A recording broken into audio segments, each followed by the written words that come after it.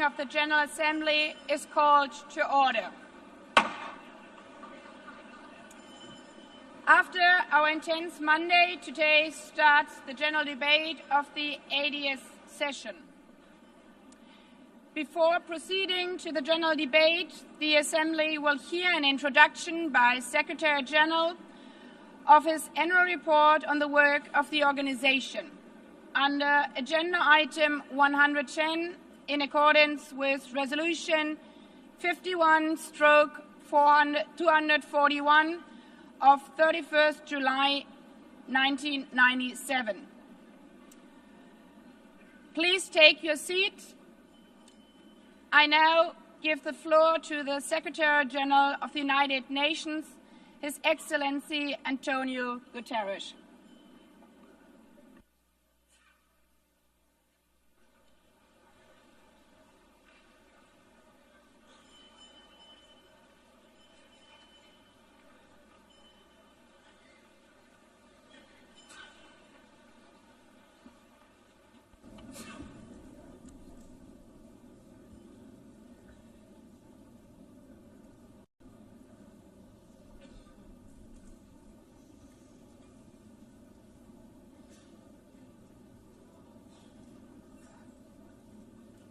Please, could you take your seats?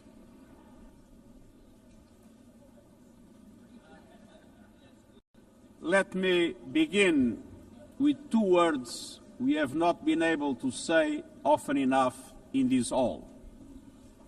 Madam President.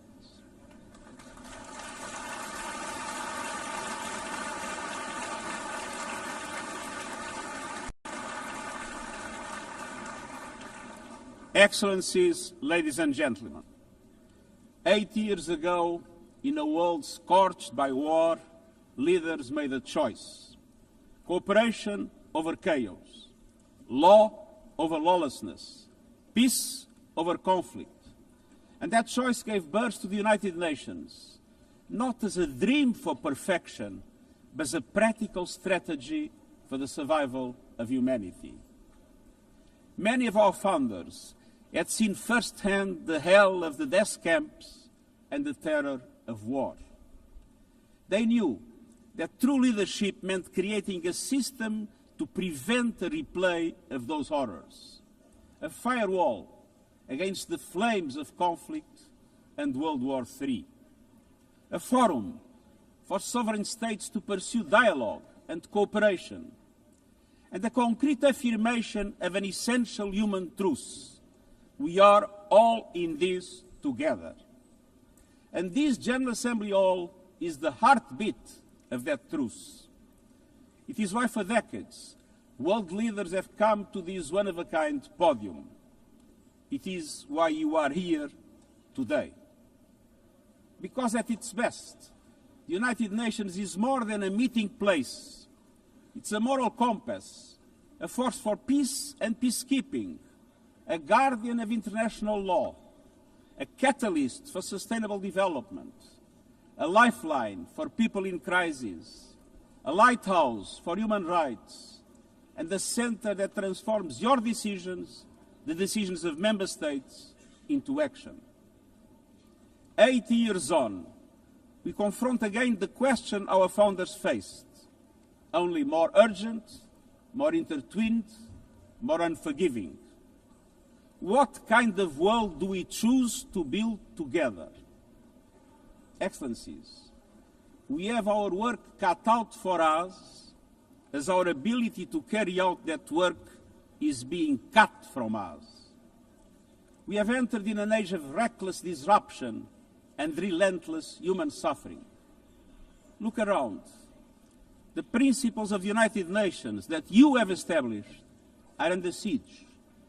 Listen, the pillars of peace and progress are buckling under the weight of impunity, inequality, and indifference. Sovereign nations invaded, hunger weaponized, truth silence, rising smoke from bombed-out cities, rising anger in fractured societies, rising seas swallowing coastlines. Each one a warning, each one a question: what kind of world will we choose? A world of raw power or a world of laws? A world that is a scramble for self-interest or a world where nations come together? A world where might makes right or a world of rights for all? Excellencies, our world is becoming increasingly multipolar, and this is positive, reflecting a more diverse, dynamic global landscape. But multipolarity without effective multilateral institutions can court chaos, as Europe has learned the hard way, resulting in World War I. It was multipolar, but there was no multilateral institutions. So let's be clear. International cooperation is not naivete. It is hard-headed pragmatism. In a world where there's leap borders, isolation is an illusion. No country can stop a pandemic alone. No army can halt rising temperatures. No algorithm can rebuild trust once it is broken. These are global stress tests of our system, our solidarity, and our resolve. I'm convinced we can pass these tests, and we must. Because people everywhere are demanding something better, and we owe them a system worthy of their trust and a future worthy of their dreams. And so we must make the choice, an active choice, to reaffirm the imperative of international law, to reassert the centrality of multilateralism, to reinforce justice and human rights, and to recommit to the principles that gave rise to our organization, and to the promise contained in its first words: we, the peoples. Excellencies, the choices we face are not part of an ideological debate. They are a matter of life and death for millions. As I scan the global landscape, we must make 5 critical choices. First, we must choose peace rooted in international law. Peace is our first obligation. Yet today, wars rage with a barbarity we vowed never to allow. Too often, the Charter is brandished when convenient and trampled when not. But the Charter is not optional. It is our foundation. And when the foundation cracks, everything built upon fractures. Around the world, we see countries acting as if the rules don't apply to them. We see humans treated as less than human, and we must call it out. Impunity is the mother of chaos, and it has spawned some of the most atrocious conflicts of our times. In Sudan, civilians are being slaughtered, starved, and silenced. Women and girls face unspeakable violence. There is no military solution. I urge all parties, including those in this hall, end the external support that is fueling this bloodshed. Push to protect civilians, because the Sudanese people deserve peace, dignity, and hope. In Ukraine, relentless violence continues to kill civilians, destroy civilian infrastructure, and threaten global peace and security. I commend recent diplomatic efforts by the United States and others. We must work for a full ceasefire and a just, lasting peace in accordance with the Charter, UN resolutions, and international law. In Gaza, the horrors are approaching a third monstrous year. They are the result of decisions that defy basic humanity. The scale of death and destruction are beyond any other conflict in my years as Secretary General.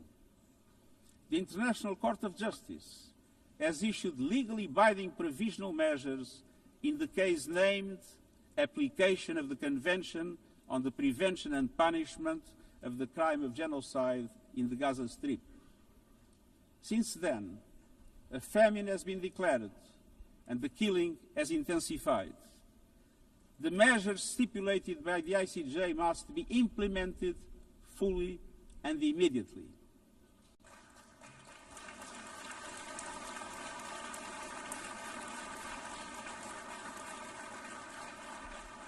Nothing can justify the horrific Hamas terror attacks of October 7 and the taking of hostages, both of which I have repeatedly condemned. And nothing can justify the collective punishment of the Palestinian people and the systematic destruction of Gaza. We know what is needed. Permanent ceasefire now. All the hostages released now. Full humanitarian access now. And we must not relent in the only viable answer to sustainable Middle East peace, a two-state solution as so eloquently reaffirmed yesterday. We must urgently reverse dangerous trends on the ground. Relentless settler expansion and violence and the looming threat of annexation must stop. Everywhere, from Haiti to Yemen, to Myanmar and the Sahel and beyond, we must choose peace anchored in international law.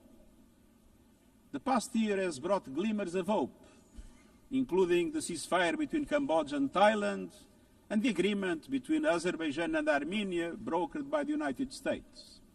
But far too many crises continue unchecked. Impunity prevails, lawlessness is a contagion, it invites mayhem, accelerates terror, and risks a nuclear free-for-all. When accountability shrinks, graveyards grow. When UN staff and facilities are attacked, violating legal obligations, so too is the core of our ability to serve and deliver. The Security Council must live up to its responsibilities. It must be more representative, more transparent, and more effective. Beyond crisis response, we must tackle the injustices that ignite conflict: exclusion, inequality, impunity, and corruption. The surest way to silence the guns is to raise the volume for justice. Real security is born of fairness and opportunity for all. Excellences, cela m'amène au deuxième point. This leads me to my second point. We must choose human dignity and human rights. Les droits humains ne sont pas Human un ornement rights de la are not paix. an ornament Ils en of sont le peace, socle. they're its bedrock. Les droits humains, sociaux, Human rights, économiques, economic, politiques, social, civiques cultural, et political, culturels and civil sont are universels, universal, indivisibles indivisible, et and interdépendants. interdependent.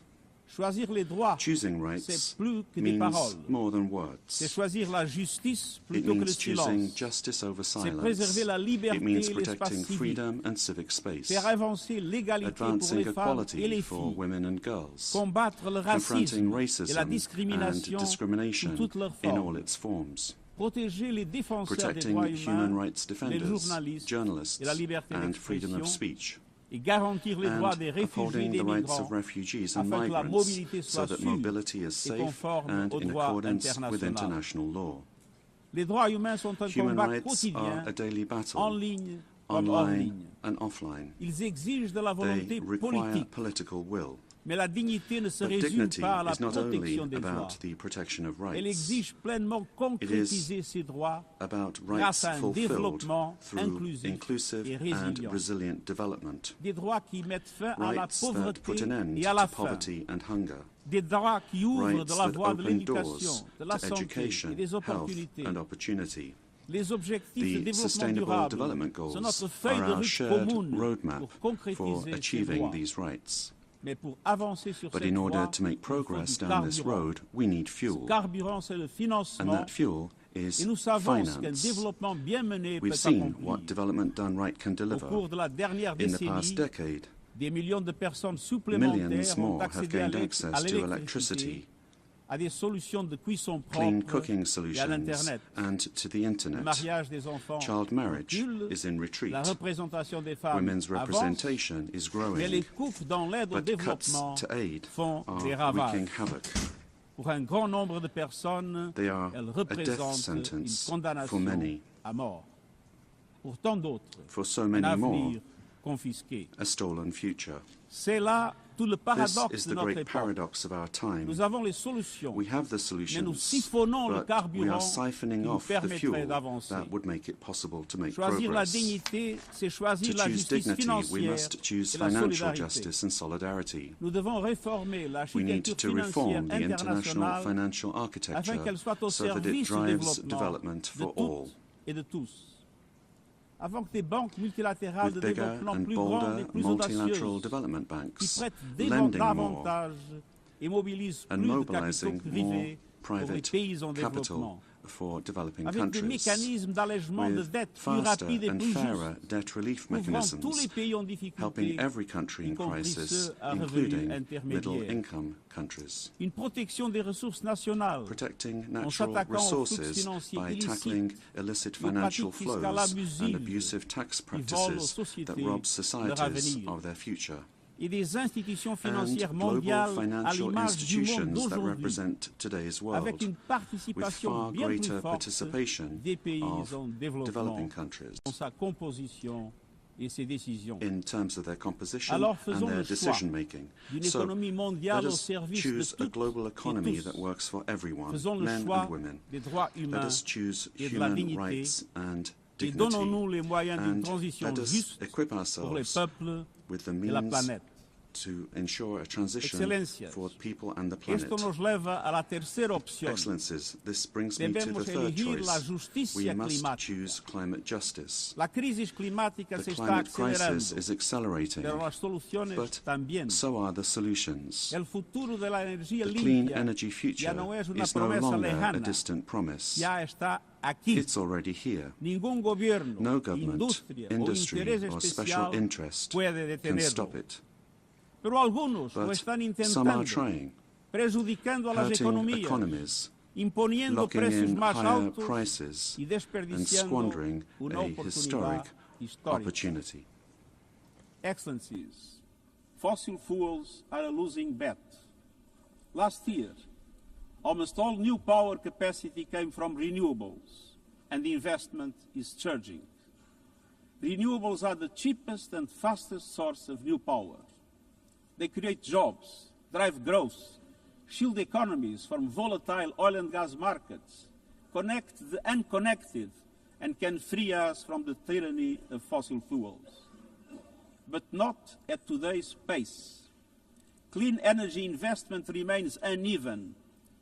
21st century grids and storage are not rolling out fast enough. And public subsidies, taking from taxpayer money, still flow to fossil fuels over clean energy by a factor of 9 to 1. Meanwhile, emissions, temperatures, and disasters keep rising. And those least responsible suffer the most. Science says limiting global temperature rise to 1.5 degrees by the end of this century is still possible, but the window is closing. The International Court of Justice has affirmed the legal obligation of states. We must step up action and ambition, especially through strengthened national climate plans. Tomorrow, I will welcome leaders to announce new targets. The G20, the biggest emitters, must lead, guided by common but differentiated responsibilities. But all countries must step up and do more as we head to the UN Climate Conference in Brazil. By accelerating action in energy, forests, methane and industrial decarbonization. By defining a credible roadmap to mobilize $1.3 trillion annually in climate finance by 2035 for developing countries. By supporting just transitions, by doubling finance for adaptation to at least $40 billion this year, and rapidly deploying proven tools to unlock billions more in concessional finance. And by capitalizing the Loss and Damage Fund with significant contributions. All of these requires government, international financial institutions, philanthropies, civil society, and the private sector to work together. To provide fiscal space to developing countries and unlock new innovative sources of finance at scale, including solidarity levies, on high-emitting sectors and debt swaps. We have the solutions and tools, but we must choose climate justice and climate action. Fourth, we must choose to put technology at the service of humanity. Artificial intelligence is rewriting human existence in real time, transforming how we learn, work, communicate, and what we can trust. And the question is not how to stop it, but how to steer it for the greater good. Technology must be our servant, not our master. It must promote human rights, human dignity, and human agency.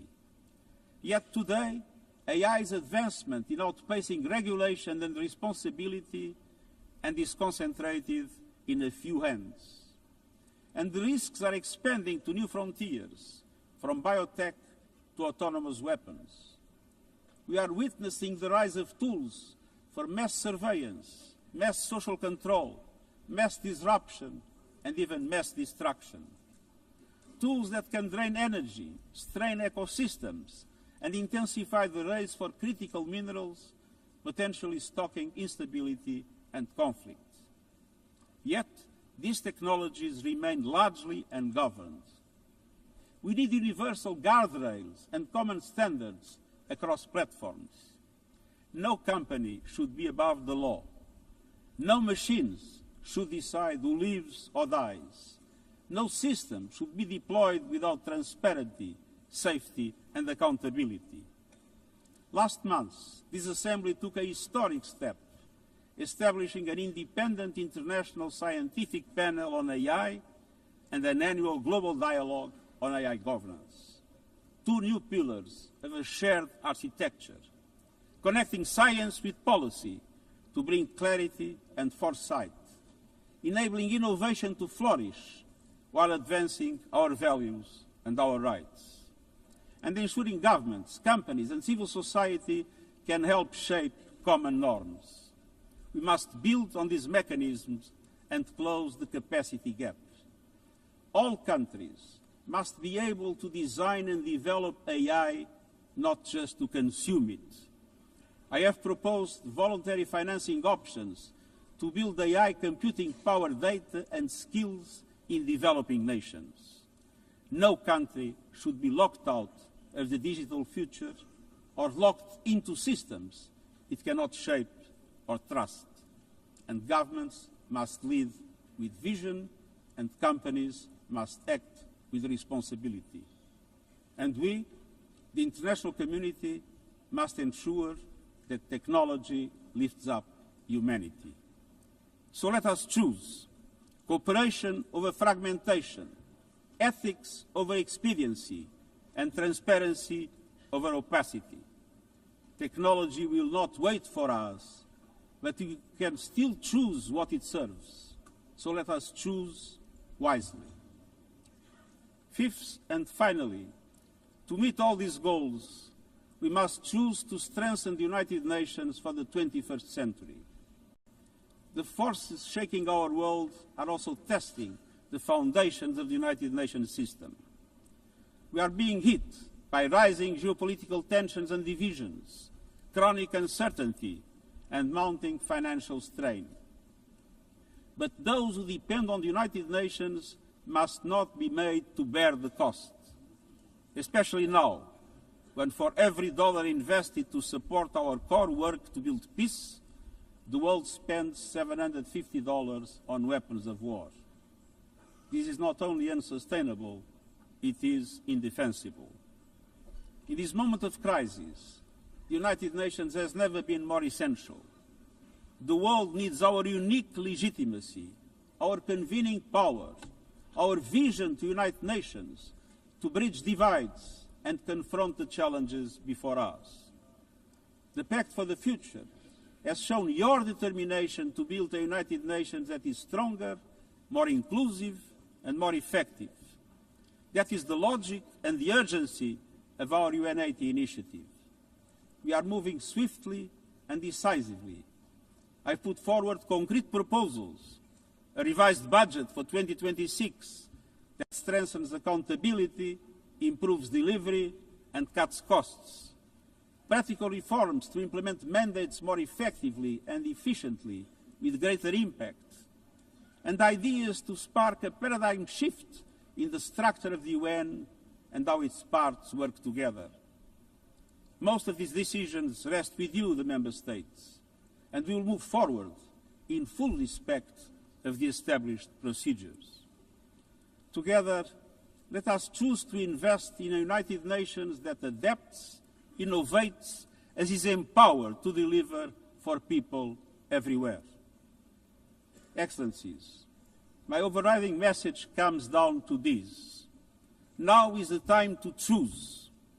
It's not enough to know what the right choices are. I urge you to make them. I grew up in a world where choices were few.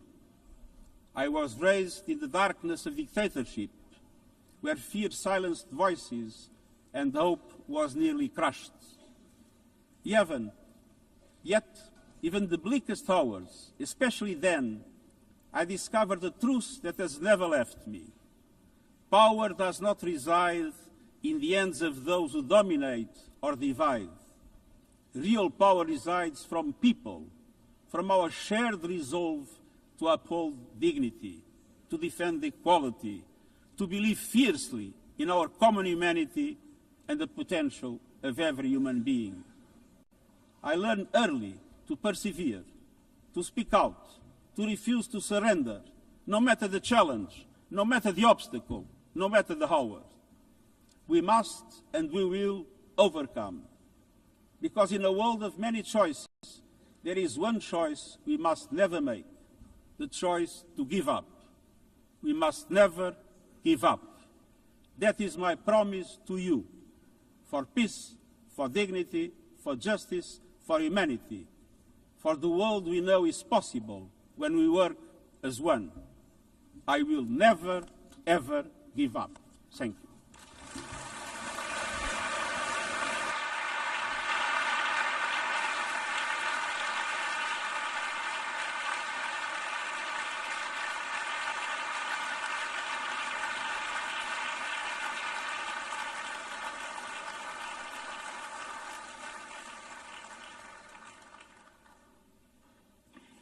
I thank the Secretary General. The Assembly will now turn to agenda item 8, entitled General Debate.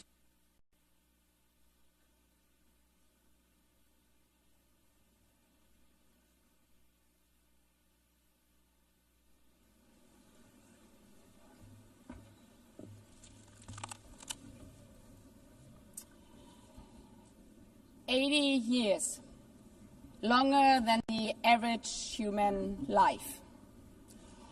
This anniversary of the United Nations should have been a moment of celebration. But this is not an ordinary year. Just look at the state of our world, as the Secretary General described. Thousands of orphans in Gaza are wandering around the rubble, eating sand, drinking contaminated water. 90-year-old women in Ukraine are hiding from drones, trapped in their homes instead of living their final years in peace. Children in Haiti, too afraid to walk to school, afraid they might be gunned down by gangs like their friends. And for every conflict and tragedy that seizes the headlines, there are so many more that are forgotten, lost to the news cycle. Like women in Democratic Republic of the Congo, shielding their daughters from armed groups, fearful they might be raped. And Rohingya children, spending their whole childhood in tattered tents, unable to remember what their home looks like. Faced with these realities, now is not the time to celebrate, but to ask ourselves, where is the United Nations? distinguished heads of state and government, Mr. Secretary General, Excellencies, ladies and gentlemen, people out there in the world watching us. Clearly, we have to do better. But what we should not let cynics allow to weaponize these failures, to argue that our institution is a waste of money, outdated, irrelevant. When the principles of the Charter are ignored, is it the UN that has failed? When tanks rolled into Ukraine, was it because Article 2 of the Charter is not clear enough about sovereignty and territorial integrity? When civilians, children, are killed in Gaza, is it humanitarian law at fault for failing to protect them? It's not the Charter which fails. It's not the UN as an institution which fails. The Charter, our Charter, is only as strong as member states' willingness to uphold it, and their willingness to hold to account those who violate it. Excellencies, yes, our world is in pain. Yes, we have failures. But imagine how much worse would it be without the United Nations? Would a single person be better off without it? Without UNICEF, 26 million children would not have received an education.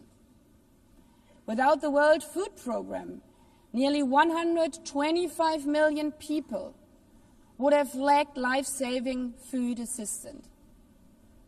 Without the World Health Organization, over 1 billion vaccines would not have been supplied. Sometimes we could have done more, but we cannot let this dishearten us. If we stop doing the right thing, evil would prevail. This 80th session is not about big celebrations. It's about finding the resolve not to give up, the resolve to be better together, just as our predecessors did 8 decades ago. This institution was born in a world on fire and desperate for reprieve. 750 million, nearly a third of humanity back then, still under colonial rule. 2 world wars in a generation, 70 million dead. The horrors of the Holocaust revealed to our collective shame. This was a generation that knew almost nothing but suffering and despair. The signing of the Charter in 1945 gave hope to millions, gave us a North Star that guided our path from the ashes of war, helped guide nations from colonial rule into independent states, helped end apartheid. Across the decades, the United Nations has been a compass pointing toward peace, humanity, and justice. We have not always succeeded, but the story of this institution is not a story of easy victories.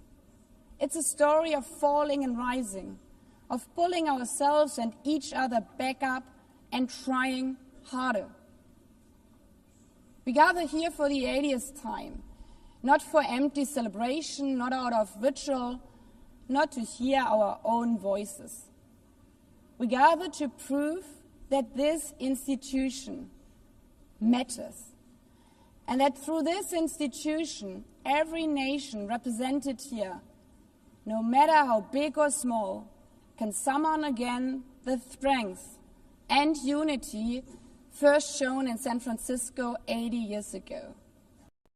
The courage and resolve of world leaders, who even while some called them back then naive, believed they could build a better world from the wreckage of the old. They showed then what true leadership is. It's not about imposing your will or putting others down. True leadership is about lifting others up, not out of altruism, but for a mutual benefit, and even out of our self-interest. Because as our founders and every architect of peace since then has understood, helping others is what makes ultimately our own countries stronger. Could any state have faced the global pandemic alone? The virus did not have any passport. We were only able to solve it at the end with the support of the World Health Organization. The climate crisis does not stop at borders. CO2 emissions anywhere affect people everywhere. Even the wealthiest cities in the world cannot shield themselves from wildfires. And imagine coming here by plane.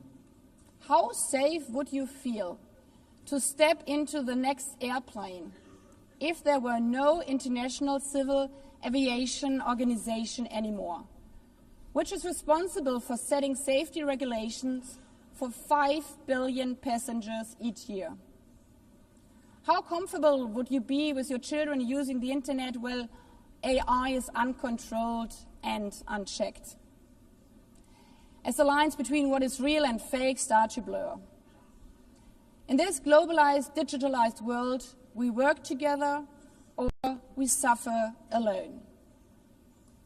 Excellencies, the theme of this milestone session and the high-level week is therefore better together. 80 years and more for peace, development, and human rights. Will living up to that be easy? No. But this hall was not built for easy times. It was built to come together to confront the hardest topics. This session is a session where the high-level week is about resolving differences. We showed some of it yesterday already. But even the house of dialogue and diplomacy needs a renovation. That is why the UN80 initiative and the wider reform process are not luxuries, but necessities. We are literally now at a crossroads, a make it or break it moment, politically, financially. Therefore, we have to deliver a United Nations that is agile, cost-effective, and fit for purpose. Member States have to give the Secretary General and this process their full support, because reform cannot stop in New York. It must carry through to every capital. That includes delivering the Pact for the Future and accelerating progress on the Sustainable Development Goals. Again, this is not about charity.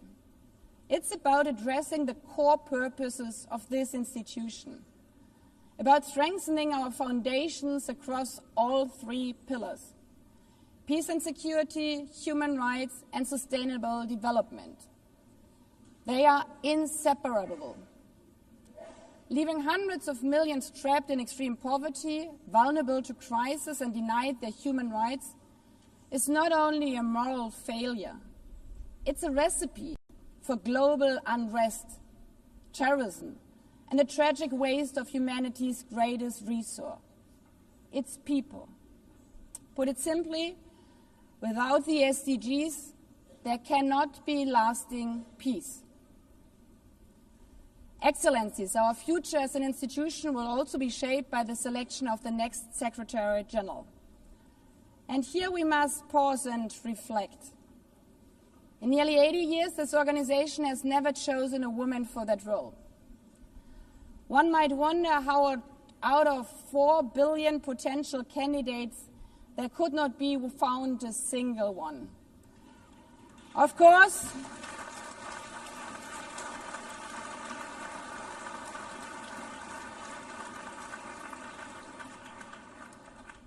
course, the choice rests with member states. But those of you having been there yesterday celebrating Beijing one strong female leader after the other from all our continents. Like 80 years ago, we are standing at a crossroads.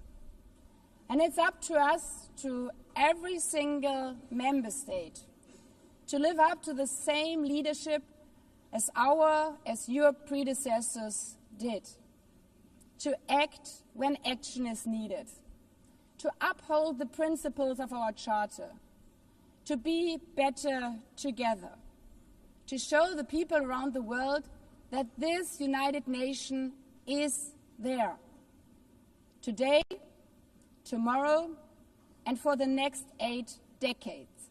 Because, after all, it's the life insurance for every country.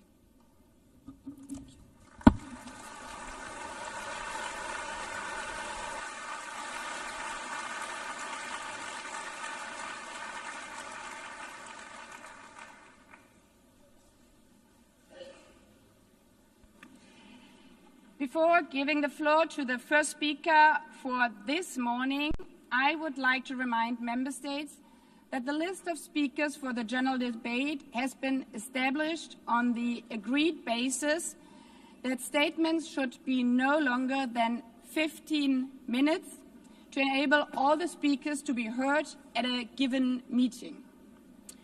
Within this time frame, I would like to appeal to speakers to deliver their statements at a reasonable pace so that interpretation into the other official languages may be provided properly. I would also like to draw your attention to the decision taken by the Assembly at previous sessions, namely that the practice of expressing congratulations inside the Assembly Hall after speech has been delivered is strongly discouraged. After delivering their statements from the rostrum, speakers are invited to exit the hall through room JA200, located behind the podium, before returning to their seats. May I take it that the Assembly agrees to proceed in this manner? It's so decided. Finally, I should like to draw the attention of member states that during the general debate, official photographers are in the room and will take official photographs of all speakers by the Department of Global Communications. Members interested in obtaining these photographs are requested to contact the Photo Library of the United Nations. By this, the Assembly will hear an address by His Excellency Luis Inácio Lula da Silva, President of the Federative Republic of Brazil. I request the protocol to escort His Excellency and invite him to address the Assembly.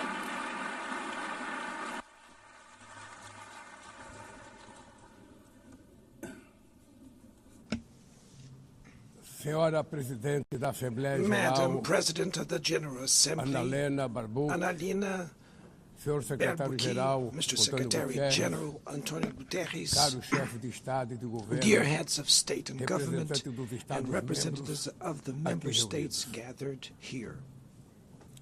This should be a time to celebrate the United Nations.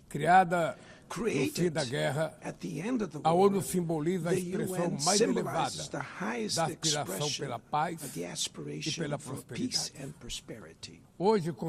Today, however, the ideals that inspired its founders in San Francisco are under threat as never before in their history. Multilateralism is at a new crossroads. The organization's authority is in check. We are witnessing the consolidation of an international order marked by repeated concessions to power play, attacks on sovereignty, arbitrary sanctions, and unilateral interventions are becoming the rule.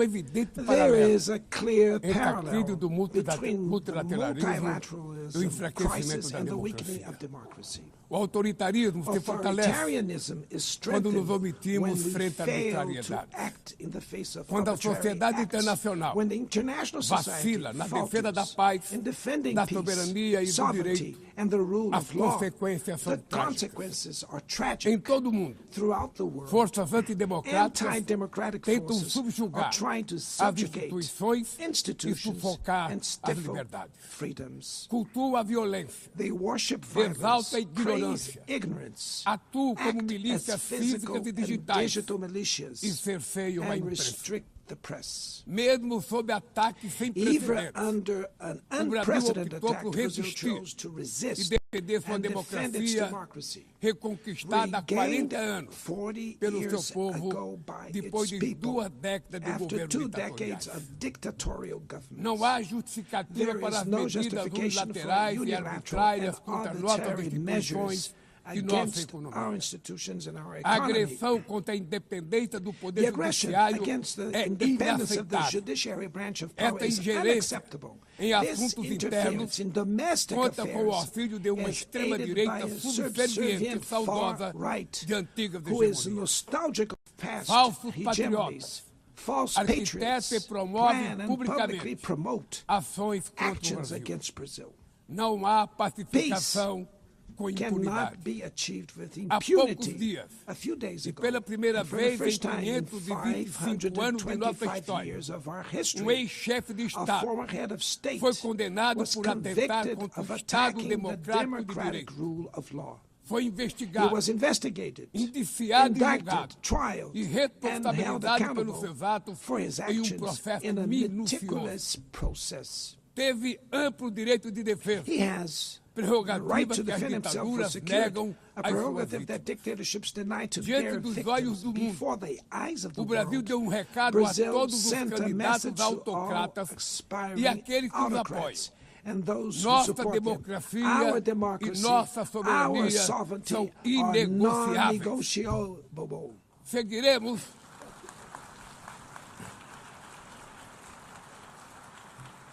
Seguiremos como We will nação continue independente as an e como independent povo nation livre and as de a people qualquer tipo de free tutela. from any type of guardianship. Democracias sólidas Sound vão além democracies do go ritual eleitoral. beyond the electoral ritual. Seu vigor Its strength pressupõe a redução das presupposes the desigualdades, reduction of a garantia inequalities, dos direitos the mais guarantee of the elementares, most basic a rights, alimentação, food, a segurança, safety, o trabalho, work, a moradia, housing, a educação education, e a and saúde. health.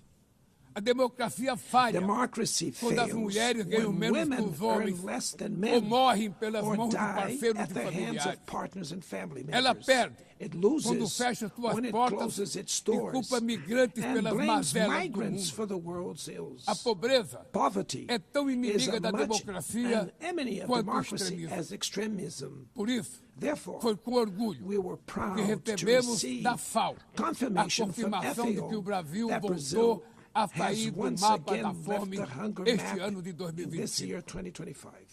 Mas no mundo, But in ainda the há world, 670 there are milhões de still pessoas famintas 670 e million hungry cerca de people 2 and bilhões e about 300 milhões 2.3 billion enfrentam insegurança face alimentar. food insecurity. A única guerra The only que war todos podem of sair which vencedores. everyone É can que emerge travamos victorious contra a is the fome one e a we pobreza. wage against hunger and Esse é o poverty. objetivo da Aliança This is the Global goal of the que global lançamos no alliance we G20 launched e que já conta at the com o apoio de G20 and which has the 103 países. support of 103 A countries. comunidade The internacional international community precisa rever needs to suas revise prioridades, its priorities, reduzir os gastos com reduce guerras arms e spending, aumentar a ajuda and ao increase desenvolvimento. development aid. Aliviar o serviço Relieve da the dívida service externa of the dos foreign países mais debt pobres, of the poorest sobretudo os countries, above africanos, all African e nations, definir and padrões set mínimos de minimum tributação global global tax standards para que os super so ricos that the super paguem mais rich impostos pay que more os taxes trabalhadores. than workers.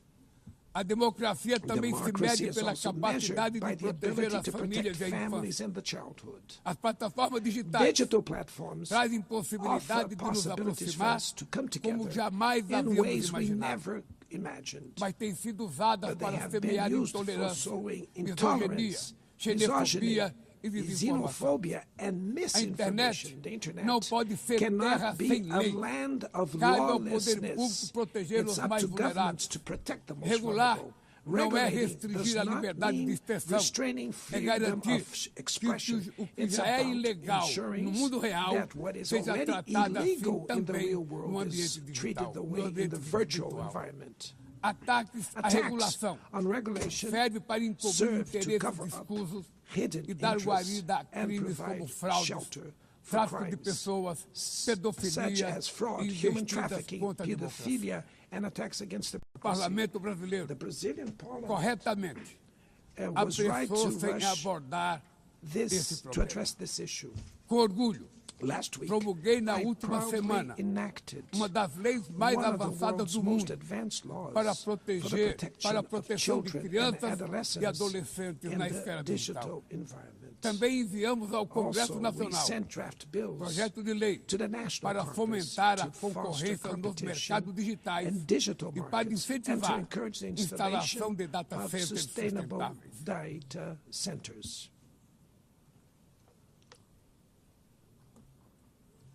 Para mitigar os To riscos da mitigate inteligência the risks artificial, of artificial intelligence, apostamos na we are construção de uma committed to governança building multilateral multilateral em linha governance com o in Pacto line with the Digital global Global digital aprovado neste compact plenário that was o approved ano in this passado. plenary last year. Senhoras e senhores, Ladies and gentlemen, your Na América excellencies, Latina e in Latin Caribe, America and the Caribbean, vivemos momento we de are crescente experiencing a polarização time e of growing instabilidade. polarization and instability. Manter a região como zona de Maintaining the paz region as a zone of sempre peace foi e é a is nossa and was prioridade. our priority. Somos um continente We livre are de a armas de continent destruição free em massa, of weapons of mass sem conflitos destruction, étnicos ou without religiosos. ethnic or preocupante. religious conflicts. A The equiparação entre a comparison between criminalidade e o crime terrorismo. and terrorism is A worrying. forma mais eficaz The most effective way de combater o to tráfico de combat drogas drug é a trafficking cooperação is to para cooperate reprimir to suppress a lavagem de dinheiro money e laundering limitar o and comércio de limit armas. arms trade. Usar força Using letal lethal em force situações in que não situations constituem that do not conflitos armados constitute armed equivale conflict is a executar tantamount pessoas to sem executing julgamento. people without trial. Outras partes do Other parts of the planeta planet já testemunharam intervenções que witnessed causaram danos maiores interventions do that que caused se greater pretendia damage evitar, than intended, com graves with consequências serious humanitárias. humanitarian consequences. A via do diálogo The path to não deve estar dialogue must fechada not be na closed Venezuela. in Venezuela. O Haiti Haiti tem direito a has the futuro right livre de to a violência. violence E é free inadmissível future. And it is que Cuba esteja unacceptable listada that como Cuba país que be patrocina o listed as a terrorismo. country that sponsors No terrorism. conflito In the na conflict Ucrânia, in Ukraine,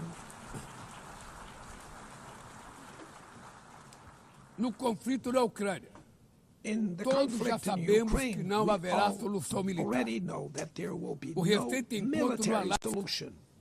The despertou recent a meeting in esperança de uma Alaska saída raised negociada. hopes for a negotiated É way preciso out. pavimentar It's necessary to caminhos pave the way para uma solução for realista. a realistic Isso solution. implica This levar em conta as implies legítimas taking into preocupações de account segurança the de todas as legitimate partes. security concerns A of all iniciativa parties. africana The African e o Initiative grupo de amigos da and paz, the Friends criado for por Peace China e group Brasil, created by China pode and contribuir Brazil para promover can o diálogo. help promote dialogue Nenhuma situação and a diplomatic é solution. mais No emblemática situation do is que o more uso emblematic desproporcional e of the ilegal disproportionate da and força illegal do use que a of da force Palestina. that the one occurring in Os Palestine. atentados terroristas The terrorist perpetrados attacks pelo Hamas perpetrated by são Hamas are indefensáveis sob qualquer indefensible ângulo. from any Mas angle, nada, but nothing, absolutamente absolutely nada, nothing justifica o justifies genocídio the em ongoing curso genocide em Gaza. in Gaza.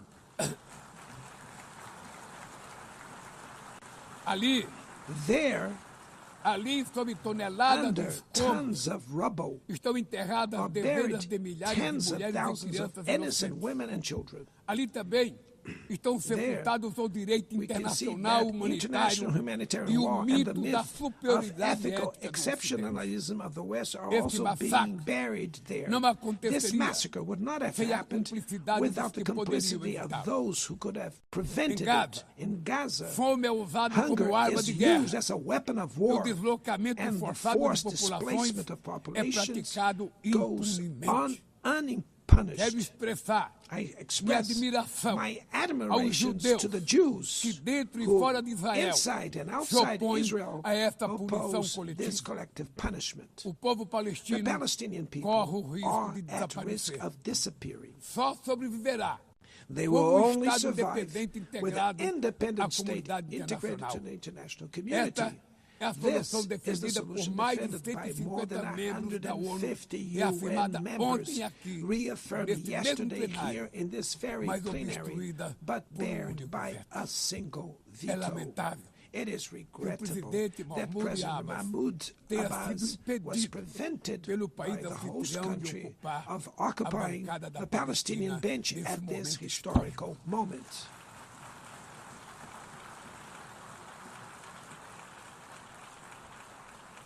O alastramento The desse spread conflito of this para o Líbano, conflict to Lebanon, para a Síria, e o Syria, Irã Iran, e o Catar Qatar fomenta a is escalada fueling armamentista an sem unprecedented precedentes. arms build-up. Senhoras Presidenta, Madam President, bombas e armas nucleares bombs não and vão nuclear nos weapons proteger da will crise not climática. protect us from the climate O ano de crisis. The year 2024 of 24 foi o mais was the quente já warmest registrado. already A registered. COP30 em Belém, no COP30 in Brasil, the city of Belém, será a Brazil, COP da were the verdade. COP of truth. Será o momento It de will os be the líderes time mundiais for world leaders provarem to prove a the seriedade de seu seriousness of their compromisso com o commitment to planeta. the planet.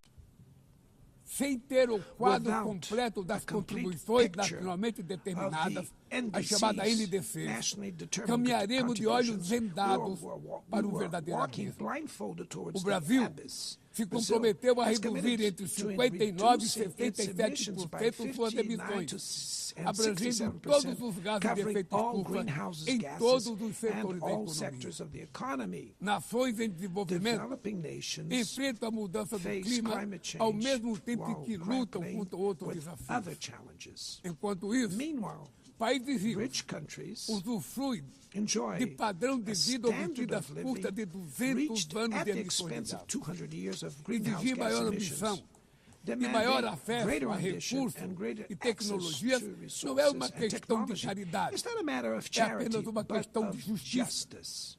A corrida The por minerais race for críticos critical essenciais minerals, para a essential transição for energética energy não transition, pode cannot reproduzir a lógica reproduce the predatória predatory que and marcou asymmetrical os últimos logic séculos. that has Em characterized Belém, recent centuries. In o Belém mundo vai City, conhecer the a world realidade will da learn Amazônia. about the O reality of Brasil the já Amazon. reduziu pela metade Brazil has already o reduced desmatamento na região deforestation by nos half dois in the últimos anos. region in the last 2 years. Erradicá-lo requer Eradicating garantia, it requires condições dignas de vida para ensuring seus milhões decent de living habitantes. conditions for its millions of Fomentar o inhabitants. desenvolvimento Promoting sustentável sustainable development é o objetivo is the do Fundo objective of the Florestas Tropical Tropicais Forest para Forever sempre, Facility, que o Brasil which pretende Brazil intends lançar to launch para remunerar to compensate os países que countries mantêm that suas keep their florestas em forests pé. standing.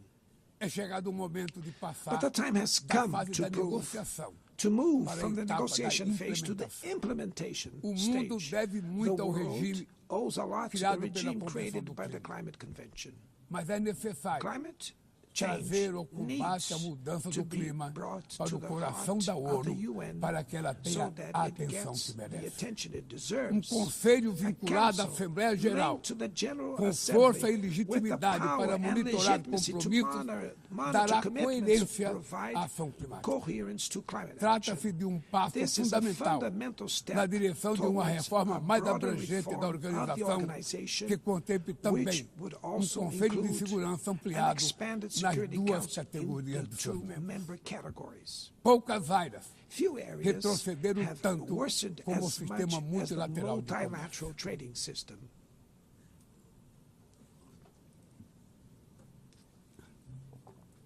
Medidas Unilateral unilaterais measures transformam em have letra rendered morta fundamental principles princípios basilares such as como a the cláusula most de favored nação nations mais clauses favorecida. meaningless. Desorganizam cadeias de valor They have e disrupted lançam a economia value mundial chains and em through the uma global espiral economy perniciosa into a de preços pernicious altos e spiral of estagnação. high prices and É urgente stagnation. It is urgent refundar a OMC to be em to bases refound the modernas e WTO flexíveis. based on modern Senhoras and flexible e senhores, foundations.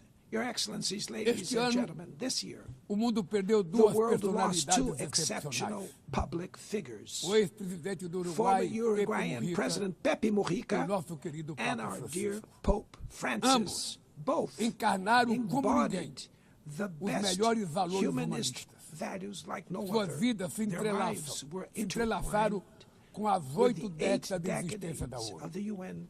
Se ainda estivesse entre nós, If they were still among us, provavelmente usariam they would esta use this tribuna platform para to lembrar remember que o autoritarismo, that authoritarianism, a degradação environmental ambiental e a degradation, and desigualdade inequality não são are not inexoráveis. Que relentless. os únicos derrotados That the only são os que ones cruzam os defeated are braços those who stand resignados. idly by, Que resigned, podemos vencer os falsos profetas e resignate, oligarcas and que that we can exploram defeat o the medo false e prophets and monetizam o oligarchs ódio. who exploit fear E and que o monetize amanhã hate, and that é feito de tomorrow escolhas is diárias made of daily e é preciso choices, coragem and it de takes agir courage para to transformar. act to transform it. No futuro que o Brasil In the future vislumbra, that Brazil não há envisions, espaço there para a is no reedição room de for the rivalidades reenactment ideológicas of ou esferas de ideological influência. rivalries or A spheres of confrontação effort. é Confrontation is inevitável. not inevitable. Precisamos de We lideranças need com leaders clareza de with visão, clear que visions, entendam que a who ordem understand internacional that the international não é order jogo is de not a soma zero. zero-sum game. O século The XXI 21st será century cada will vez be mais increasingly multipolar. Para se multipolar. manter pacífico, For it não to pode remain deixar de ser peaceful, multilateral. it cannot fail O Brasil fall confere to multilateral. crescente importância à Brazil União is Europeia, giving à increasing União Africana, importance to the European à Union, the ASEAN, African Union, à CELAC, ASEAN, aos CELAC, BRICS e ao BRICS, G20. and the G20. A voz do The Sul voice of global the global South deve ser must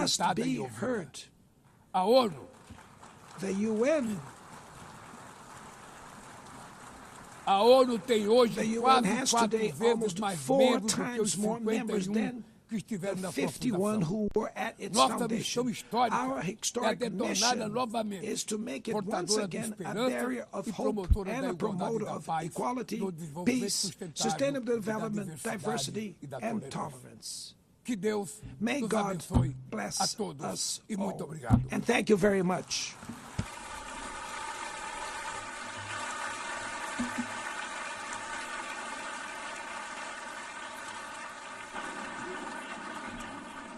On behalf of the Assembly, I wish to thank the President of the Federative Republic of Brazil,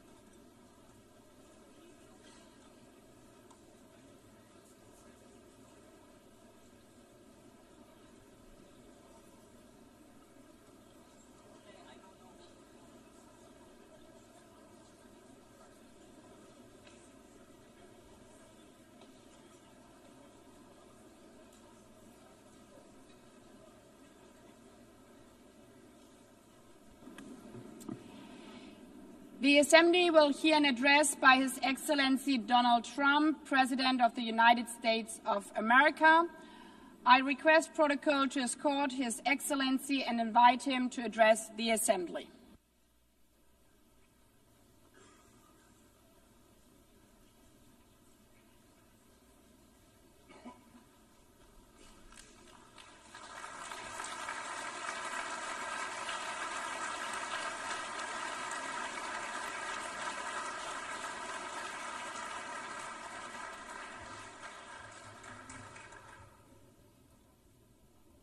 Thank you very much. Very much appreciated.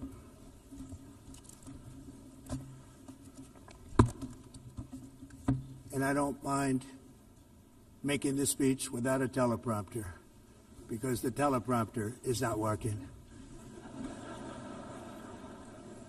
I feel very happy to be up here with you nevertheless, and that way you speak more from the heart. I can only say that whoever's operating this teleprompter is in big trouble.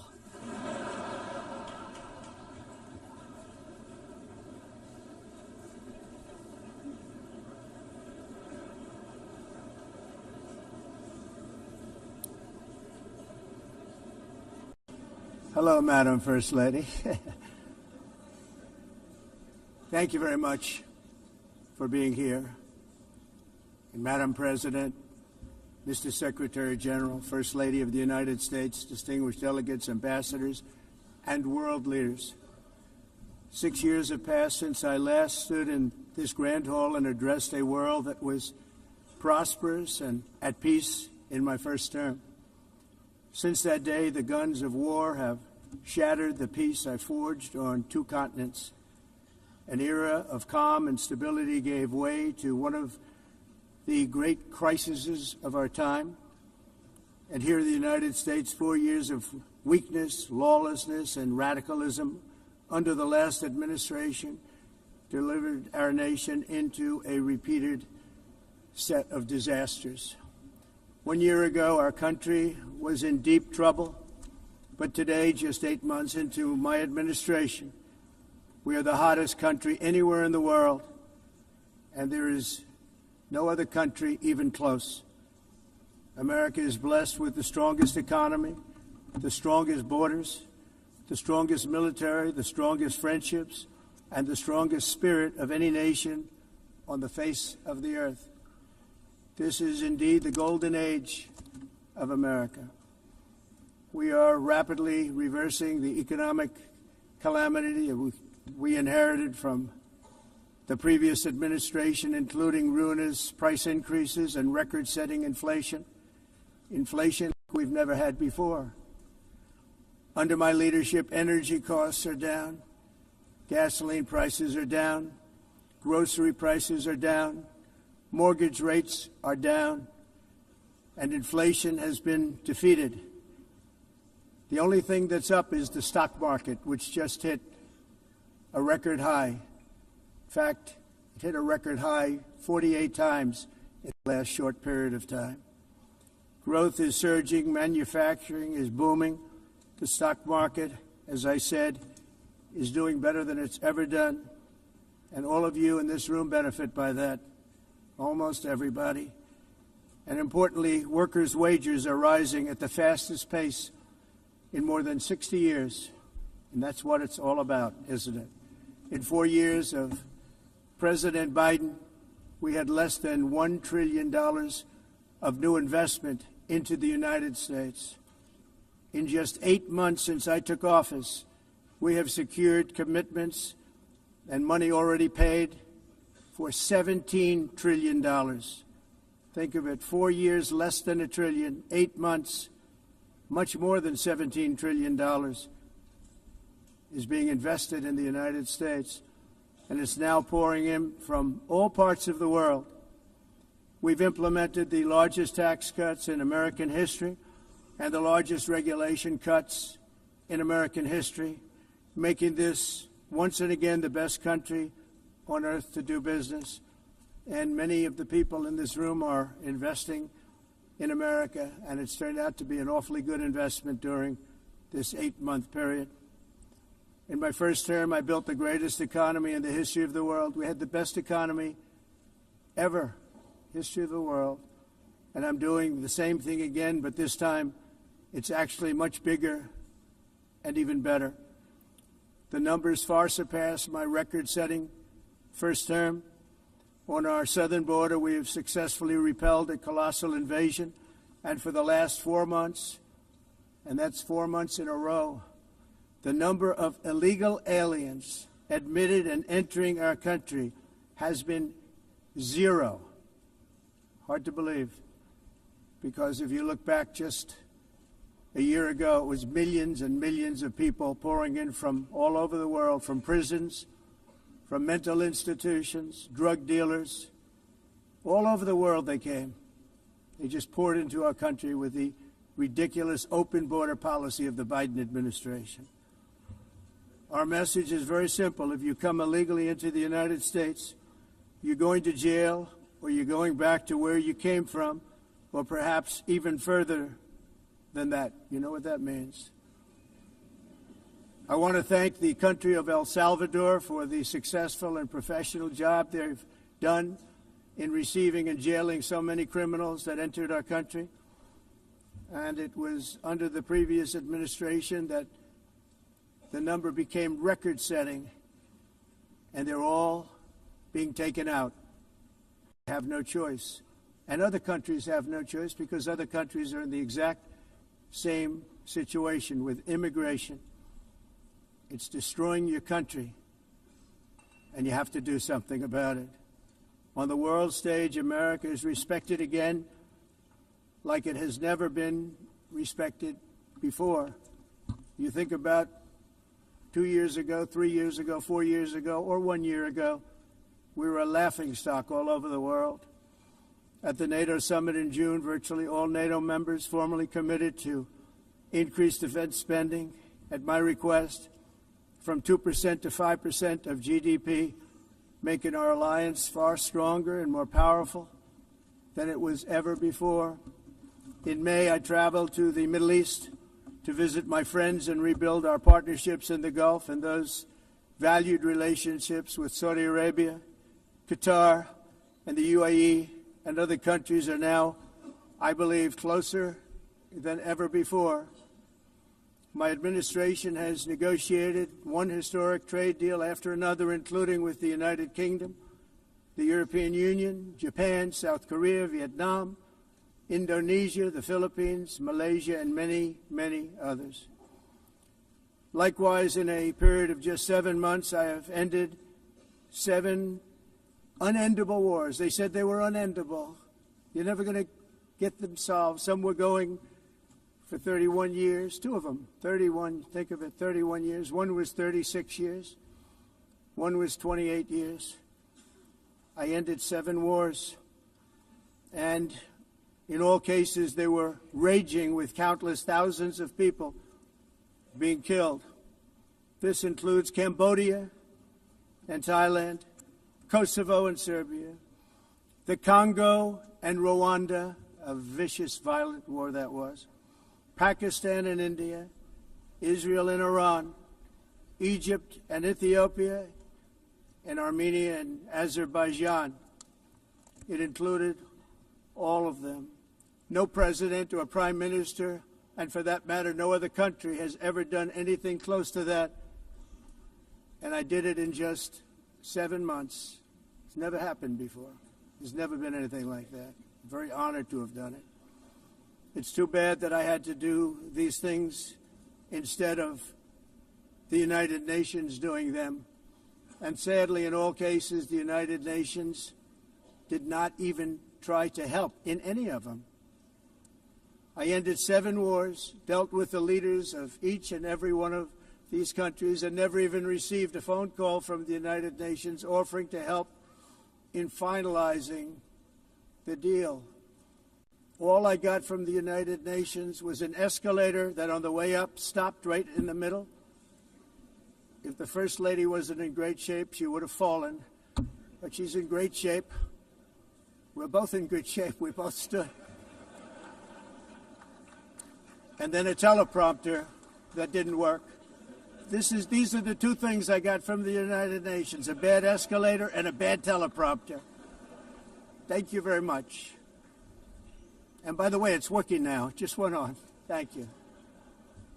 I think I should just do it the other way. It's easier. Thank you very much. I didn't think of it at the time because I was too busy working to save millions of lives. That is the saving and stopping of these wars. But later I realized that the United Nations wasn't there for us. They weren't there. I thought of it really after the fact, not during these negotiations, which were not easy. That being the case, what is the purpose of the United Nations? The UN has such tremendous potential. I've always said it. It has such tremendous, tremendous potential.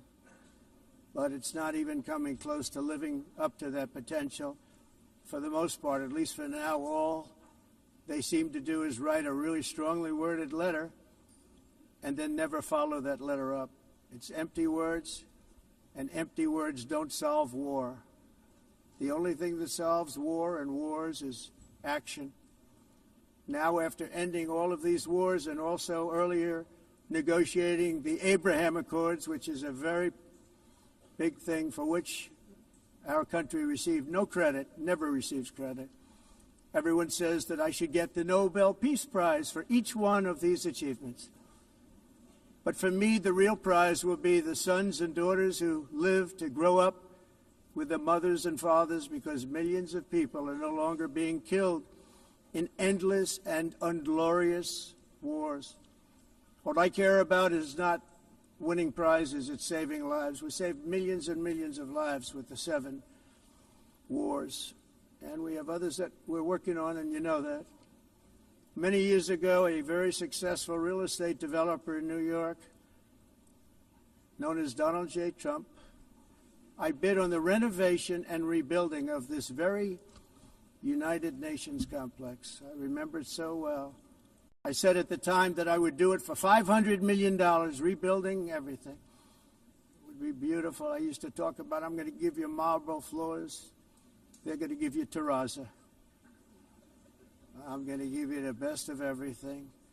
You're going to have mahogany walls. They're going to give you plastic. But they decided to go in another direction, which was much more expensive at the time, and which actually produced a far inferior product. And I realized that they did not know what they were doing when it came to construction, and that their building concepts were so wrong, and the product that they were proposing to build was so bad and so costly. It was going to cost them a fortune. And I said, and wait till you see the overruns. Well, I turned out to be right. They had massive cost overruns and spent between $2 and $4 billion on the building and did not even get the marble floors that I promised them. You walk on terrazzo. Do you notice that? As far as I'm concerned, frankly, looking at the building and getting stuck on the escalator, they still haven't finished the job. They still haven't finished. That was years ago. The project was so corrupt that Congress actually asked me to testify before them on the tremendous waste of money, because it turned out that they had no idea what it was, but they knew it was anywhere between $2 and $4 billion as opposed to $500 million with a guarantee. But they had no idea, and I said it cost much more than $5 billion. Unfortunately, many things in the United Nations are happening just like that, but on an even much bigger scale, much, much bigger. Very sad to see. Whether the UN can manage to play a productive role, I've come here today to offer the hand of American leadership and friendship to any nation in this assembly that is willing to join us in forging a safer, more prosperous world. And it's a world that we'll be much happier with. A dramatically better future is within our reach. But to get there, we must reject the failed approaches of the past and work together to confront some of the greatest threats in history. There is no more serious danger to our planet today than the most powerful and destructive weapons ever devised by man, of which the United States, as you know, has many.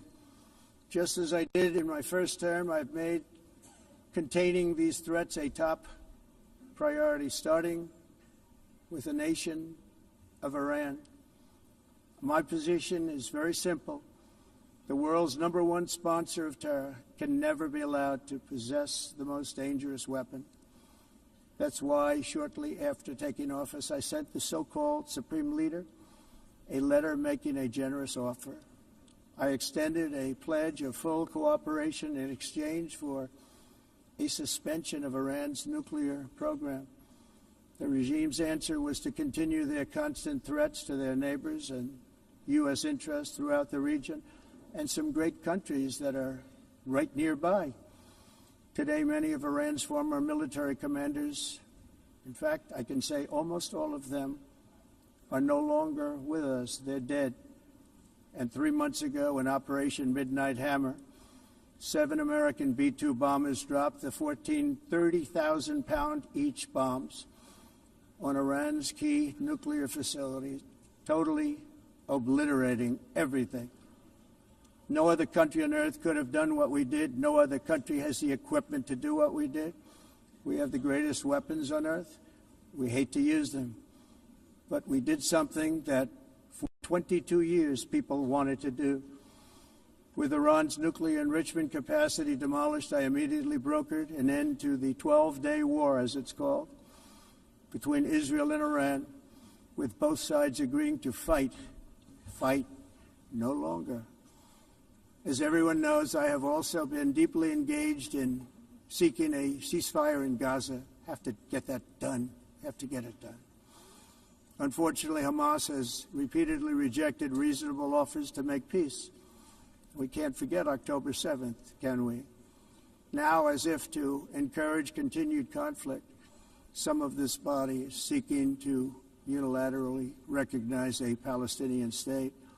The rewards would be too great for Hamas terrorists for their atrocities. This would be a reward for these horrible atrocities, including October 7th, even while they refuse to release the hostages or accept a ceasefire. Instead of giving to Hamas and giving so much, because they've taken so much, they have taken so much. This could have been solved so long ago. But instead of giving in to Hamas's ransom demands, those who want peace should be united with one message: release the hostages now. Just release the hostages now. Thank you.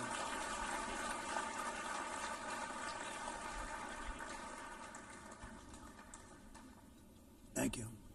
As we have got to come together, and we will come together, got to get it done.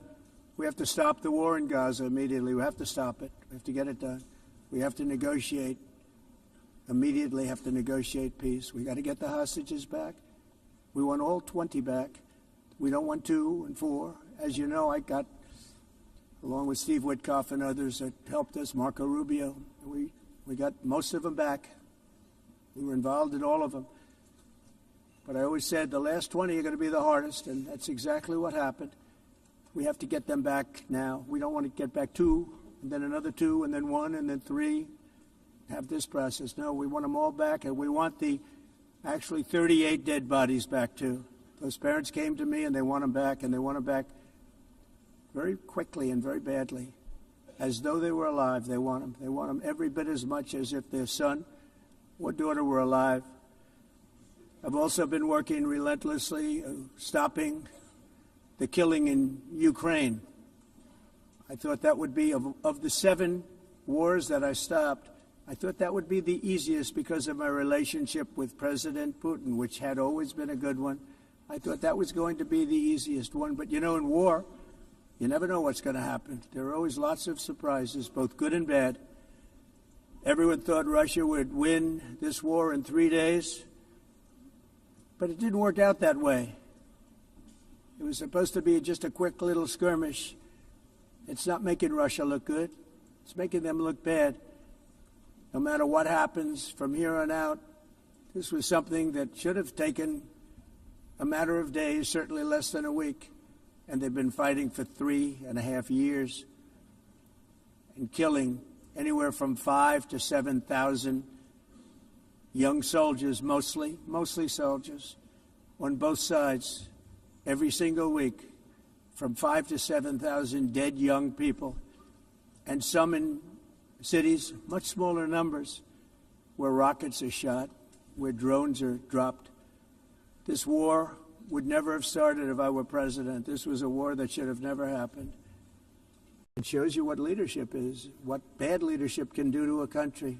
Look what happened to the United States, and look where we are right now in just a short period of time. The only question now is how many more lives will be needlessly lost on both sides.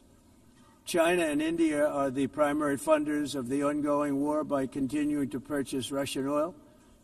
But inexcusably, even NATO countries have not cut off much Russian energy and Russian energy products, which, as you know, I found out about 2 weeks ago, and I wasn't happy. Think of it. They're funding the war against themselves. Who the hell ever heard of that one?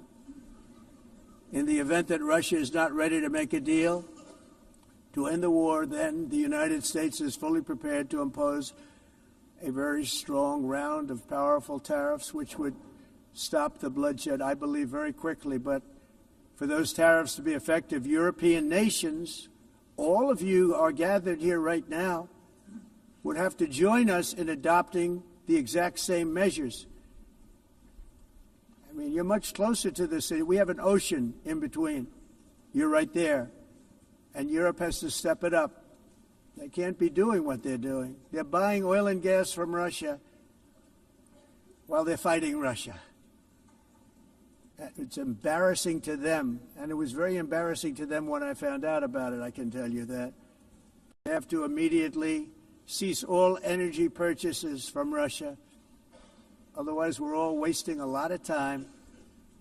So I'm ready to discuss this. We're going to discuss it today with the European nations, all gathered here. I'm sure they're thrilled to hear me speak about it, but that's the way it is. I like to speak my mind and speak the truth. As we seek to reduce the threat of dangerous weapons today, I'm also calling on every nation to join us in ending the development of biological weapons once and for all. And biological is terrible, and nuclear is even beyond, and we include nuclear in that. We want to have a cessation of the development of nuclear weapons. We know, and I get to view it all the time. Sir, would you like to see? And I look at weapons that are so powerful that we just can't ever use them. If we ever use them, the world literally might come to an end. There would be no United Nations to be talking about. There would be no nothing. Just a few years ago, reckless experiments overseas gave us a devastating global pandemic. Yet despite that worldwide catastrophe, many countries are continuing extremely risky research into bioweapons and man-made pathogens. This is unbelievably dangerous. To prevent potential disasters, I'm announcing today that my administration will lead an international effort to enforce Biological Weapons Convention, which is going to be meeting with the top leaders of the world by pioneering an AI verification system that everyone can trust. Hopefully the UN can play a constructive role, and it will also be one of the early projects under AI. Let's see how good it is, because a lot of people are saying it could be one of the great things ever, but it also can be dangerous, but it could be put to tremendous use and tremendous good, and this would be an example of that. Not only is the UN not solving the problems it should, too often, it's actually creating new problems for us to solve.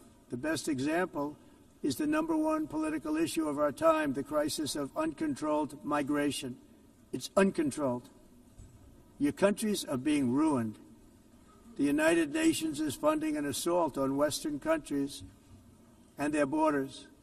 In 2024, the UN budgeted $372 million in cash assistance to support an estimated 624,000 migrants journeying into the United States. Think of that. The UN is supporting people that are illegally coming into the United States, and then we have to get them out. The UN also provided food, shelter, transportation, and debit cards to illegal aliens. Can you believe that? On the way to infiltrate our southern border. Millions of people came through that southern border. Just a year ago, millions and millions of people were pouring in, 25 million altogether over the 4 years of the incompetent Biden administration. And now we have it stopped, totally stopped. In fact, they're not even coming anymore because they know they can't get through. But what took place is totally unacceptable. The UN is supposed to stop invasions, not create them and not finance them.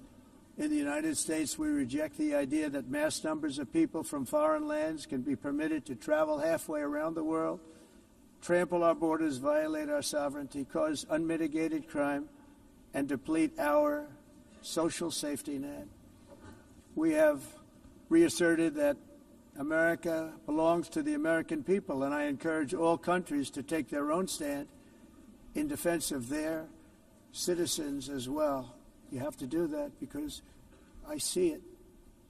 I'm not mentioning names. I see it, and I can call every single one of them out. You're destroying your countries. They're being destroyed. Europe is in serious trouble. They've been invaded by a force of illegal aliens like nobody's ever seen before. Illegal aliens are pouring into Europe. Nobody's doing anything to change it, to get them out. It's not sustainable.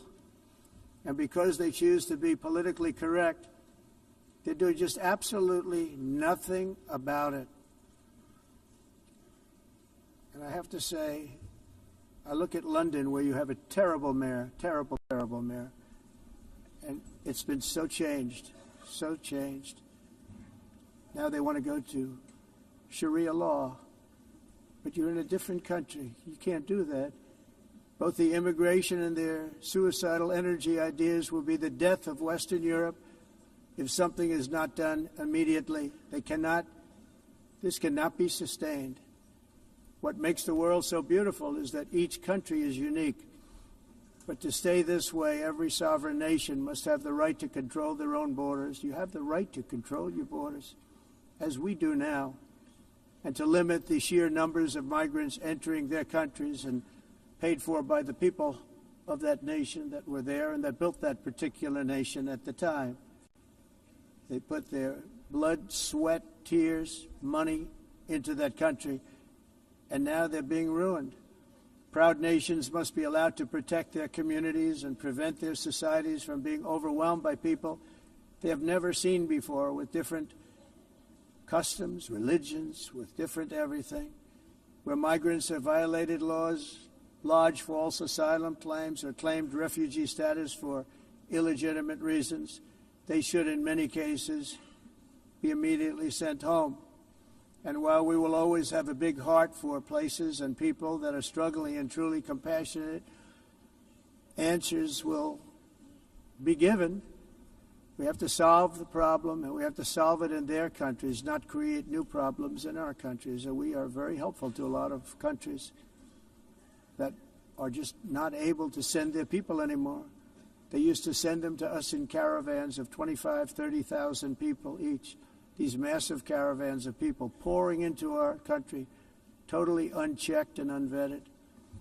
But not anymore. According to the Council of Europe, in 2024, almost 50% of inmates in German prisons were foreign nationals or migrants. In Austria, the number was 53% of the people in prisons were from places that weren't from where they are now. In Greece, the number was 54%, and in Switzerland, beautiful Switzerland, 72% of the people in prisons are from outside of Switzerland. When your prisons are filled with so-called asylum seekers who repaid kindness, and that's what they did, they repaid kindness with crime, it's time to end the failed experiment of open borders. You have to end it now. See, I can tell you, I'm really good at this stuff. Your countries are going to hell. In America, we've taken bold action to swiftly shut down uncontrolled migration. Once we started detaining and deporting everyone who crossed the border and removing illegal aliens from the United States, they simply stopped coming. They're not coming anymore. We're getting a lot of credit, but they're not coming anymore. This was a humanitarian act for all involved, because on the trips up, thousands of people a week were dying. Women were being raped. Nobody's ever seen anything like it. Raped, horribly beaten, raped. On the trip up, the journey up, it was a long walk. It was a long, arduous journey, indeed.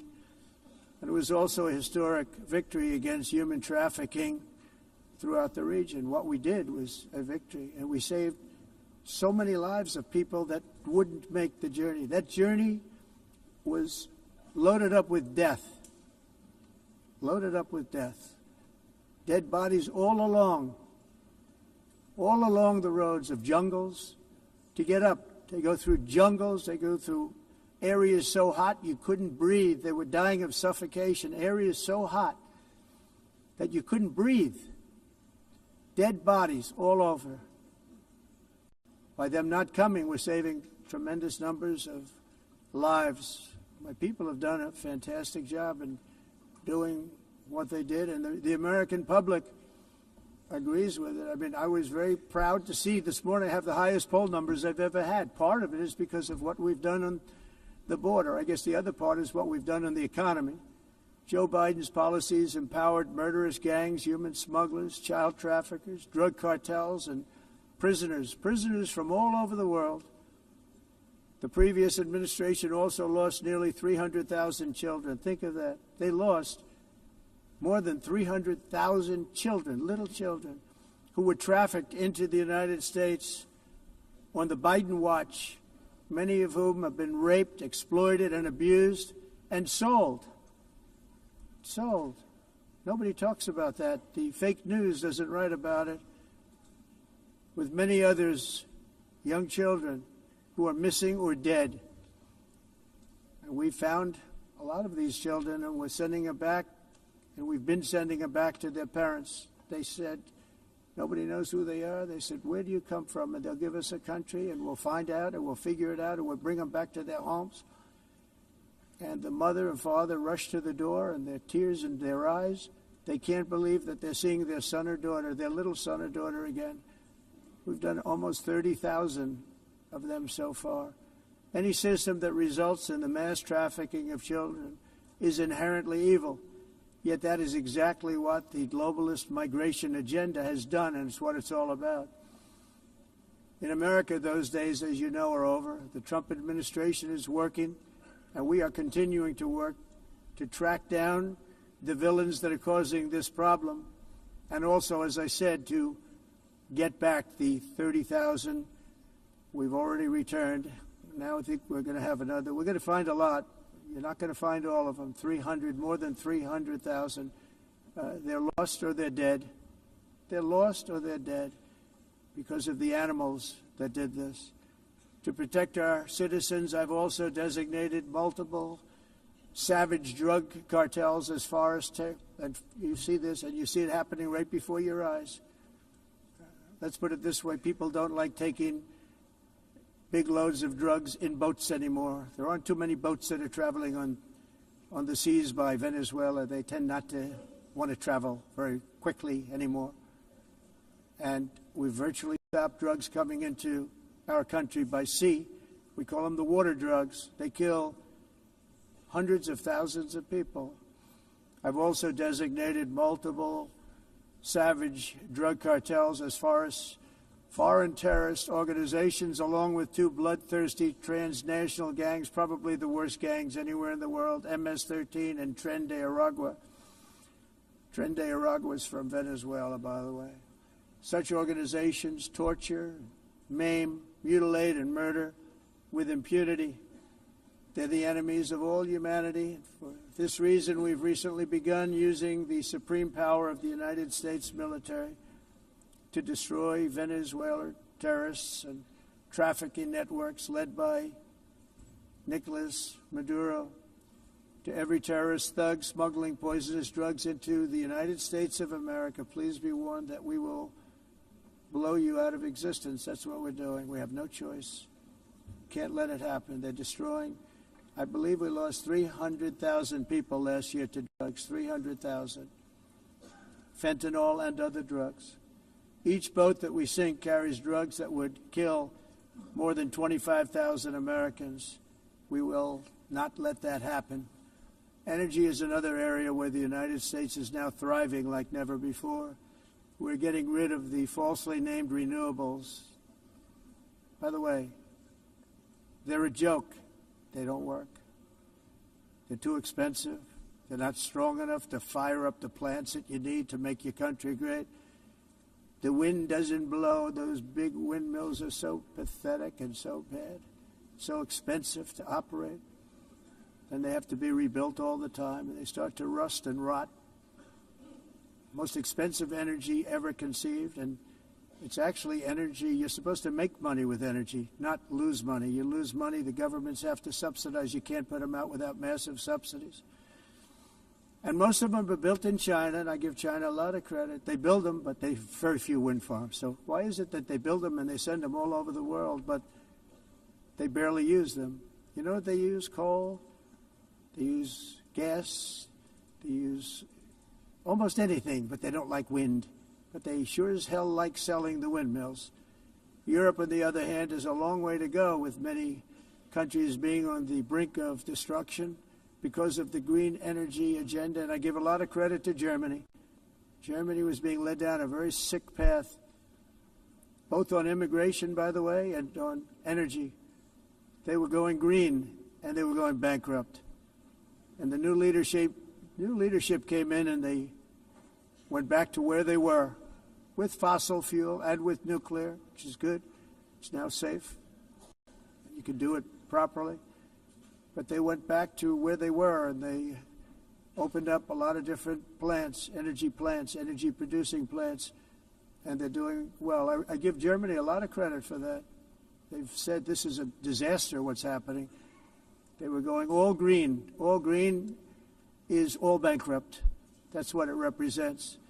And it's not politically correct. I'll be very badly criticized for saying it, but I'm here to tell the truth. I don't care. It doesn't matter to me. I'm in New York City. I'm feeling a lot safer. Crime, we're getting crime down. And by the way, speaking of crime, Washington, D.C. was the crime capital of America. Now it's after 12 days, it's a totally safe city. Everyone's going out to dinner. They're going out to restaurants. Your wife can walk down the middle of the street with or without you. Nothing's going to happen.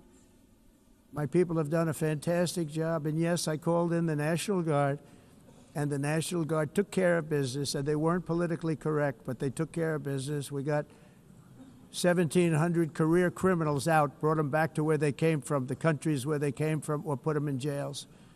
Washington, D.C. is now a totally safe city again, and I welcome you to come. In fact, we'll have dinner together at a local restaurant, and we'll be able to walk. We don't have to go by an armor-plated vehicle. We'll walk right over there from the White House. They've given up their powerful edge, a lot of the countries that we're talking about, in oil and gas, such as essentially closing the great North Sea oil. Oh, the North Sea, I know it so well. Aberdeen was the oil capital of Europe, and there's tremendous oil that hasn't been found in the North Sea. Tremendous oil. And I was with the Prime Minister I respect and like a lot, and I said, you're sitting with the greatest asset. They essentially closed it by making it so highly taxed that no developer, no oil company can go there. They have tremendous oil left, and more importantly, they have tremendous oil that hasn't even been found yet. And what a tremendous asset for the United Kingdom. And I hope the Prime Minister is listening, because I told it to him 3 days in a row. That's all he heard. North Sea oil, North Sea, because I want to see them do well. I want to stop seeing them ruining that beautiful Scottish and English countryside with windmills and massive solar panels that go 7 miles by 7 miles, taking away farmland. But we're not letting this happen in America. In 1982, the executive director of the United Nations Environmental Program predicted that by the year 2000, climate change would cause a global catastrophe. He said that it will be irreversible, as any nuclear holocaust would be. This is what they said at the United Nations. What happened? Here we are. Another UN official stated in 1989 that within a decade, entire nations could be wiped off the map by global warming. Not happening. You know, it used to be global cooling. If you look back years ago in the 1920s and the 1930s, they said, global cooling will kill the world. We have to do something. Then they said global warming will kill the world. But then it started getting cooler. So now they could just call it climate change, because that way they can't miss. It's climate change. Because if it goes higher or lower, whatever the hell happens, there's climate change. It's the greatest con job ever perpetrated on the world, in my opinion. Climate change, no matter what happens, you're involved in that. No more global warming, no more global cooling. All of these predictions made by the United Nations and many others, often for bad reasons, were wrong. They were made by stupid people that have cost their countries fortunes and given those same countries no chance for success. If you don't get away from this green scam, your country is going to fail. And I'm really good at predicting things, you know. They actually said during the campaign they had a hat, the best-selling hat. Trump was right about everything. And I don't say that in a braggadocious way, but it's true. I've been right about everything. And I'm telling you that if you don't get away from the green energy scam, your country is going to fail. And if you don't stop people that you've never seen before, that you have nothing in common with, your country is going to fail. I'm the President of the United States, but I worry about Europe. I love Europe. I love the people of Europe. And I hate to see it being devastated by energy and immigration. This double-tailed monster destroys everything in its wake, and they cannot let that happen any longer. You're doing it because you want to be nice. You want to be politically correct, and you're destroying your heritage. They must take control strongly and immediately of the unmitigated immigration disaster and the fake energy catastrophe before it's too late. The carbon footprint is a hoax made up by people with evil intentions, and they're heading down a path of total destruction. You know, the carbon footprint, it was a big, big thing a few years ago. I remember hearing about the carbon footprint, and then President Obama would get into Air Force One, a massive Boeing 747, and not a new one, an old one with old engines that spew everything into the atmosphere. He'd talk about the carbon footprint, we must do so. Then he'd get in and he'd fly from Washington to Hawaii to play a round of golf. And then he'd get back onto that big, beautiful plane and he'd fly back and he'd talk about, again, global warming and the carbon footprint. It's a con job. At extreme cost and expense, Europe reduced its own carbon footprint by 37%. Think of that. Congratulations, Europe. Great job.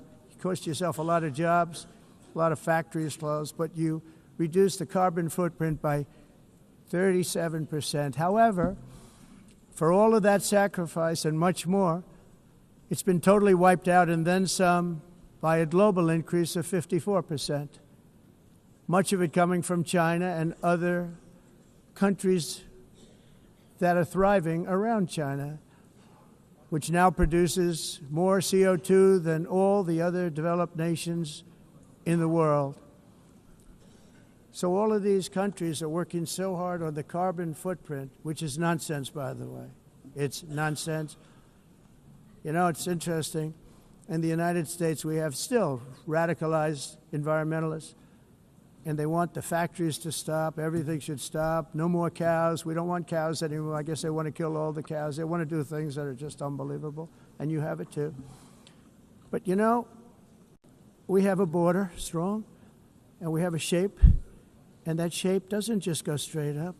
That shape is amorphous when it comes to the atmosphere. And if we had the most clean air, and I think we do, we have very clean air. We have the cleanest air we've had in many, many years. But the problem is that other countries, like China, which has air that's a little bit rough, it blows. And no matter what you're doing down here, the air up here tends to get very dirty because it comes in from other countries where their air isn't so clean. And the environmentalists refuse to acknowledge that. Same thing with garbage. In Asia, they dump much of their garbage right into the ocean. And over about a 1 week and 2 week journey, it flows right past Los Angeles. You've seen it. Massive amounts of garbage, almost too much to do anything about, flowing past Los Angeles, past San Francisco, and then somebody will get in trouble because he dropped a cigarette on the beach. The whole thing is crazy. The primary effect of these brutal green energy policies has not been to help the environment, but to redistribute manufacturing and industrial activity from developed countries that follow the insane rules that are put down to polluting countries that break the rules and are making a fortune. They're making a fortune. European electricity bills are now 4 to 5 times more expensive than those in China, and 2 to 3 times higher than the United States. And our bills are coming way down. You probably see that our gasoline prices are way down. You know, we have an expression, drill, nós reduzimos os custos de energia, porque nós faremos, como a expressão, vamos fazer tudo isso, reduzir os custos de energia, e os custos diminuíram nos Estados Unidos. Por exemplo, se você olhar nos países em faturas de energia, mas nós nos Estados Unidos conseguimos usar eles e evitar aumento da temperatura, porque é muito caro também usar nada e ninguém usa isso. The entire globalist concept asking successful industrialized nations to inflict pain on themselves and radically disrupt their entire societies must be rejected completely and totally, and it must be immediate. Aumento da temperatura, porque é muito caro também usar nada e ninguém usa. Pretending to stop was paying so much more than every country. Others weren't paying. China didn't have to pay until 2030. Russia was given an old standard that was easy to meet, a 1990 standard. But for the United States, we're supposed to pay like $1 trillion. And I said, this is another scam. The fact is, the United States has been taken advantage of by the world for many, many years, but not any longer, as you probably noticed. I unleashed massive energy production and signed historic executive orders to hunt for oil, but we don't have to do much hunting because we have the most oil of any nation anywhere, oil and gas in the world. And if you add coal, we have the most of any nation in the world. Clean, I call it clean, beautiful coal. You can do things today with coal that you couldn't have done 10 years ago, 15 years. So I have a little standing order in the White House. Never use the word coal, only use the words clean, beautiful coal. Sounds much better, doesn't it? But we stand ready to provide any country with abundant, affordable energy supplies if you need them, when most of you do. We're proudly exporting energy all over the world. We're now the largest exporter. In the United States, we want trade and robust commerce with all nations, everybody. We want to help nations. We're going to help nations. But it must also be fair and reciprocal. The challenge with trade is much the same with climate. The countries that followed the rules, all their factories have been plundered.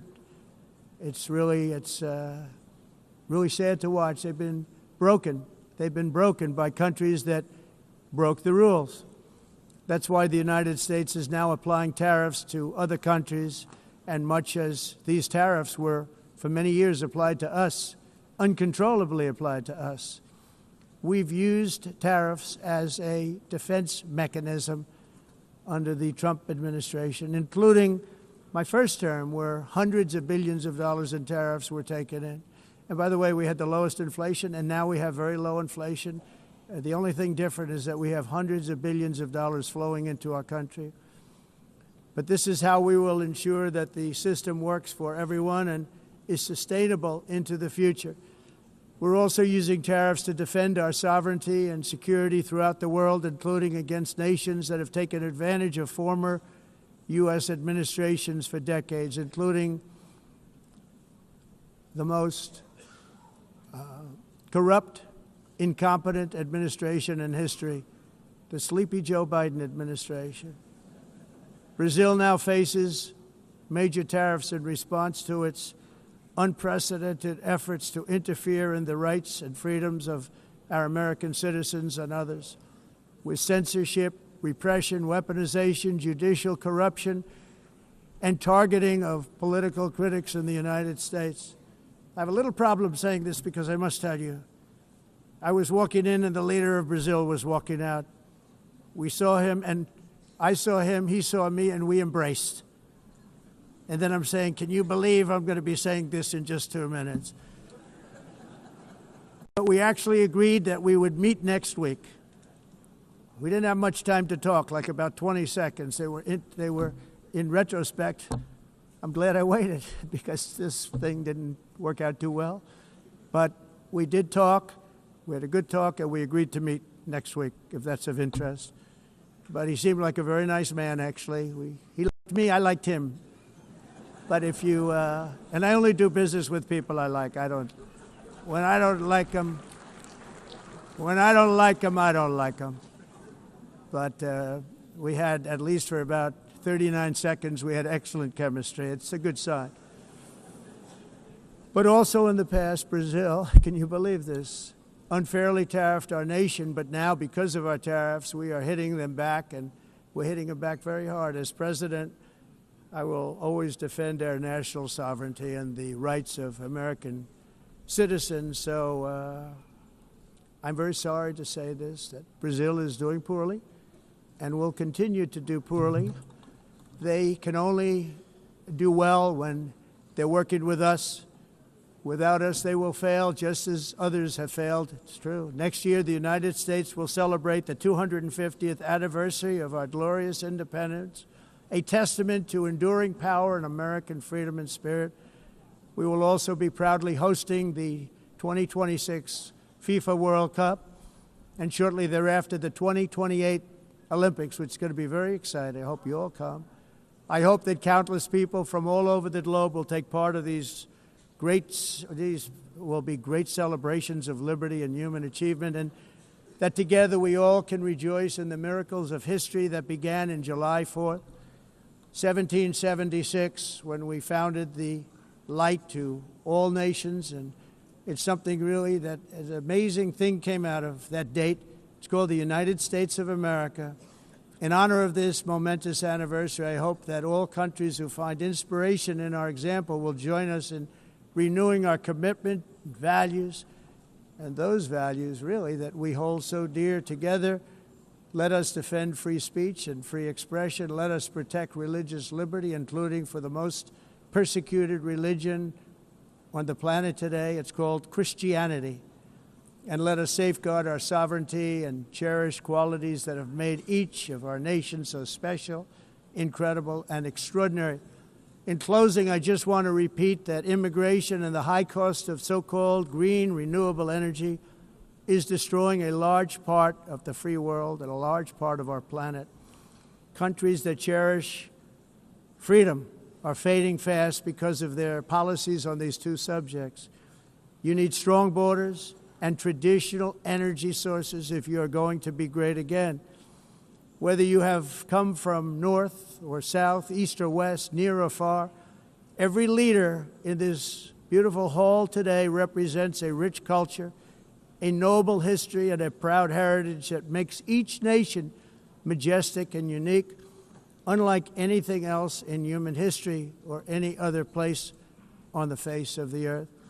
From London to Lima, from Rome to Athens, from Paris to Seoul, from Cairo to Tokyo and Amsterdam to right here in New York City, we stand on the shoulders of the leaders and legends, generals and giants, heroes and titans who won and built our beloved nations, all of our nations, with their own courage, strength, spirit, and skill.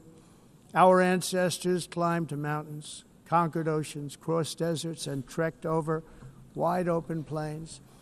They charged into thunderous battles, plunged into grave dangers, and they were soldiers and farmers and workers and warriors and explorers and patriots.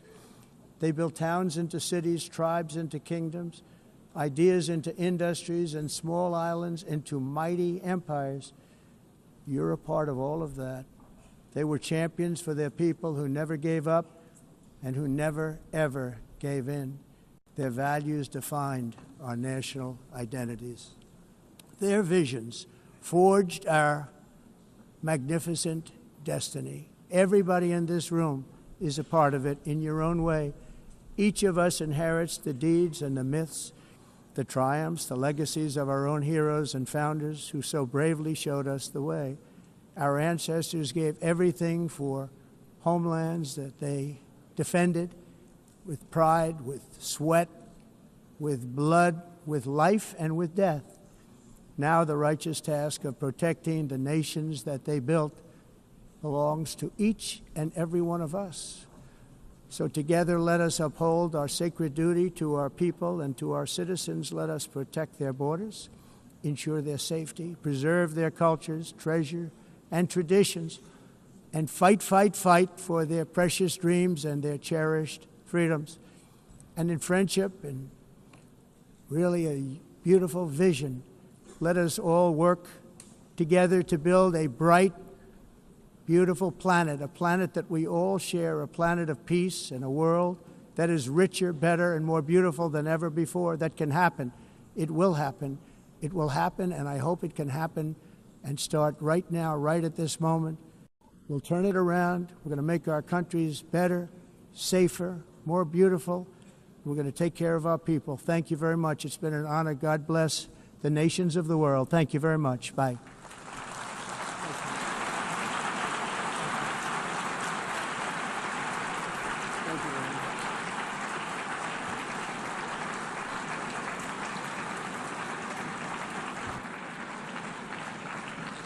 On behalf of the Assembly, I wish to thank the President of the United States,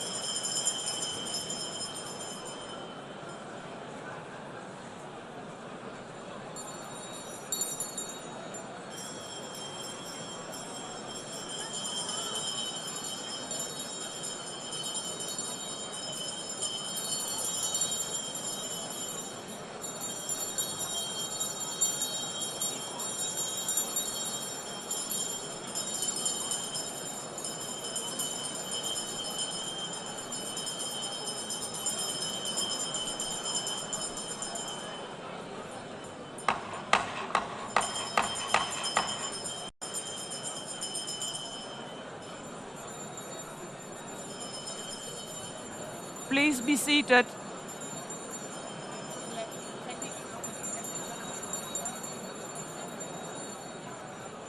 Please be seated.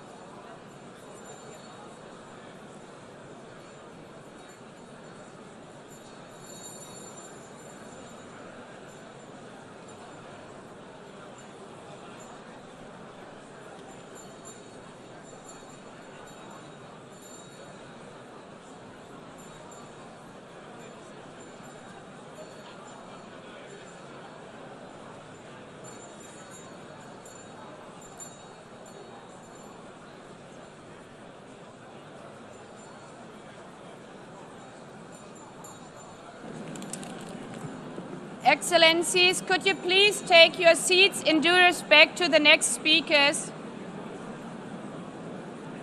The second row, could you please take your seat right now?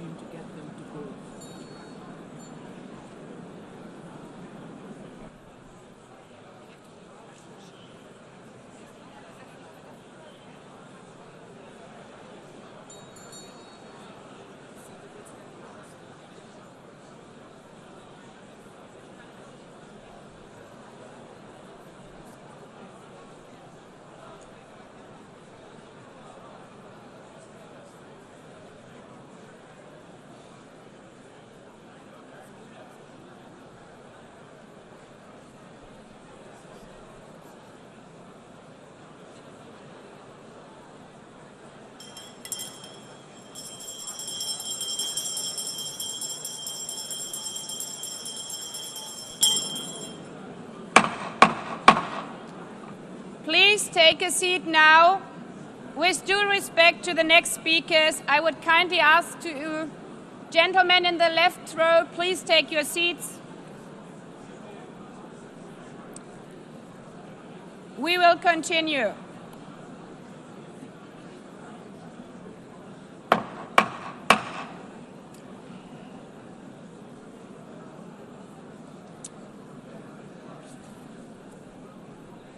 Excellencies, as we are receiving queries, I would like to assure you that don't worry, the UN teleprompters are working perfectly. And by this technical note, I would like to call on the next speaker. The Assembly will hear an address by His Excellency Prabowo Subianto, President of the Republic of Indonesia. I request protocol to escort His Excellency and invite him to address the Assembly.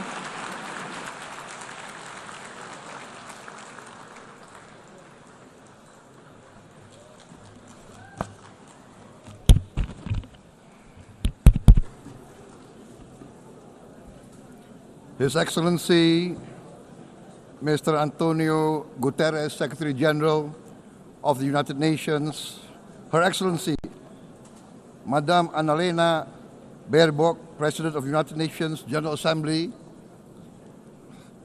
His Excellency Mr. Moses Abelian, Under-Secretary General for General Assembly and Management, Excellencies, Heads of States, Heads of Governments, distinguished delegates, ladies and gentlemen. It is indeed a great honor for me to stand in this august General Assembly Hall among leaders and representatives who represent almost all of humanity. We differ in race, religion, and nationality. Yet we gather together today as one human family. We are here first and foremost as fellow human beings, each created equal, endowed with unalienable rights to life, liberty, and the pursuit of happiness.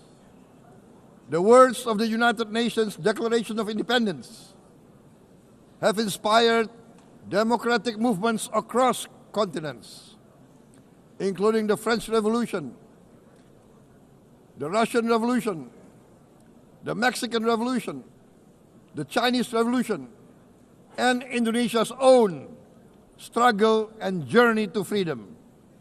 It also gave birth to the Universal Declaration of Human Rights, adopted by the United Nations in 1948.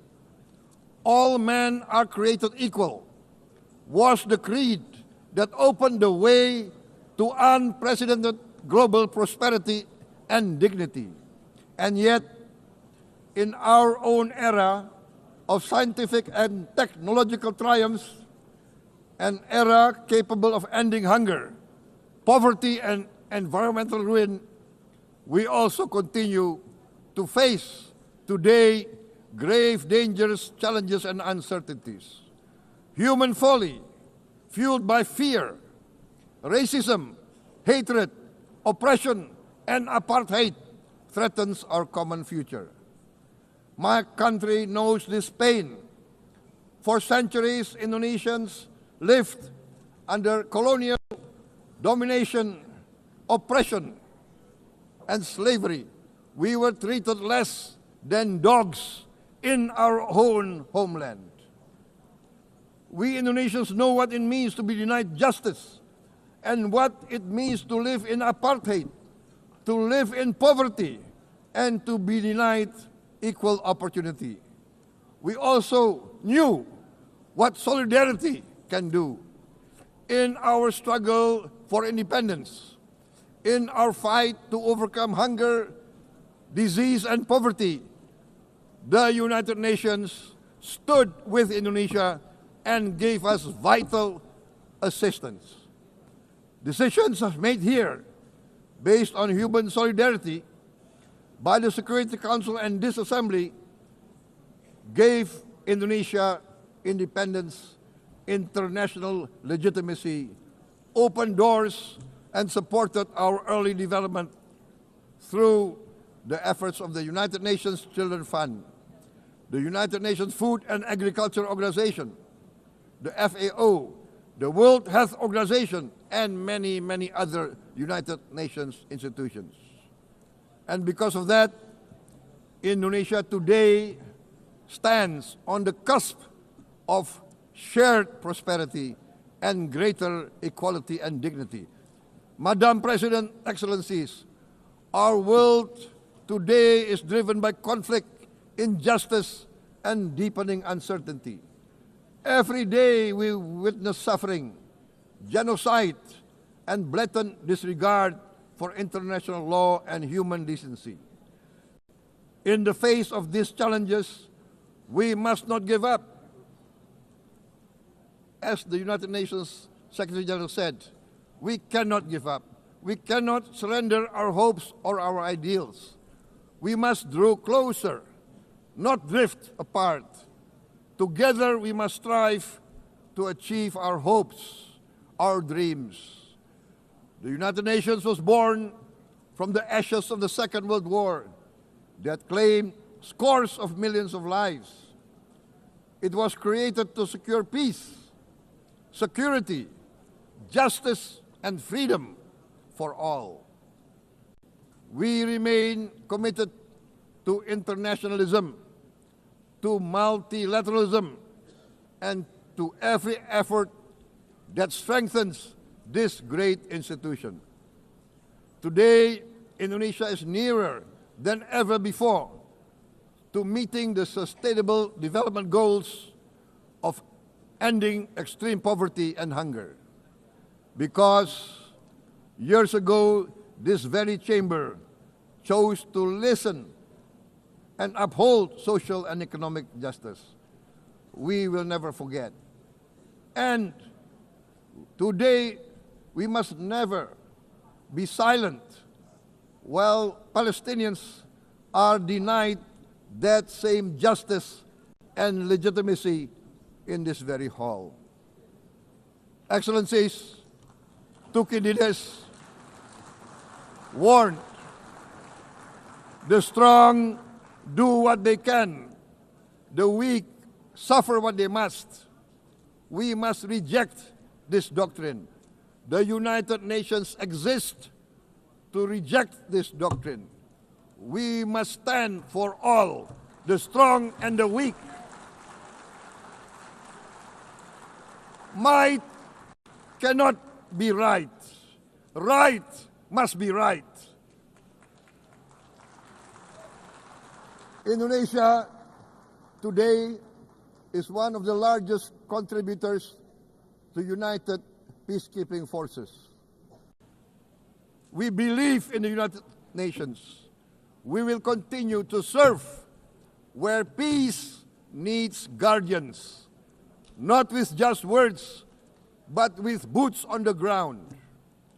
If and when the United Nations Security Council and this great assembly decide Indonesia is prepared to deploy 20,000 or even more of our sons and daughters to help secure peace in Gaza or elsewhere,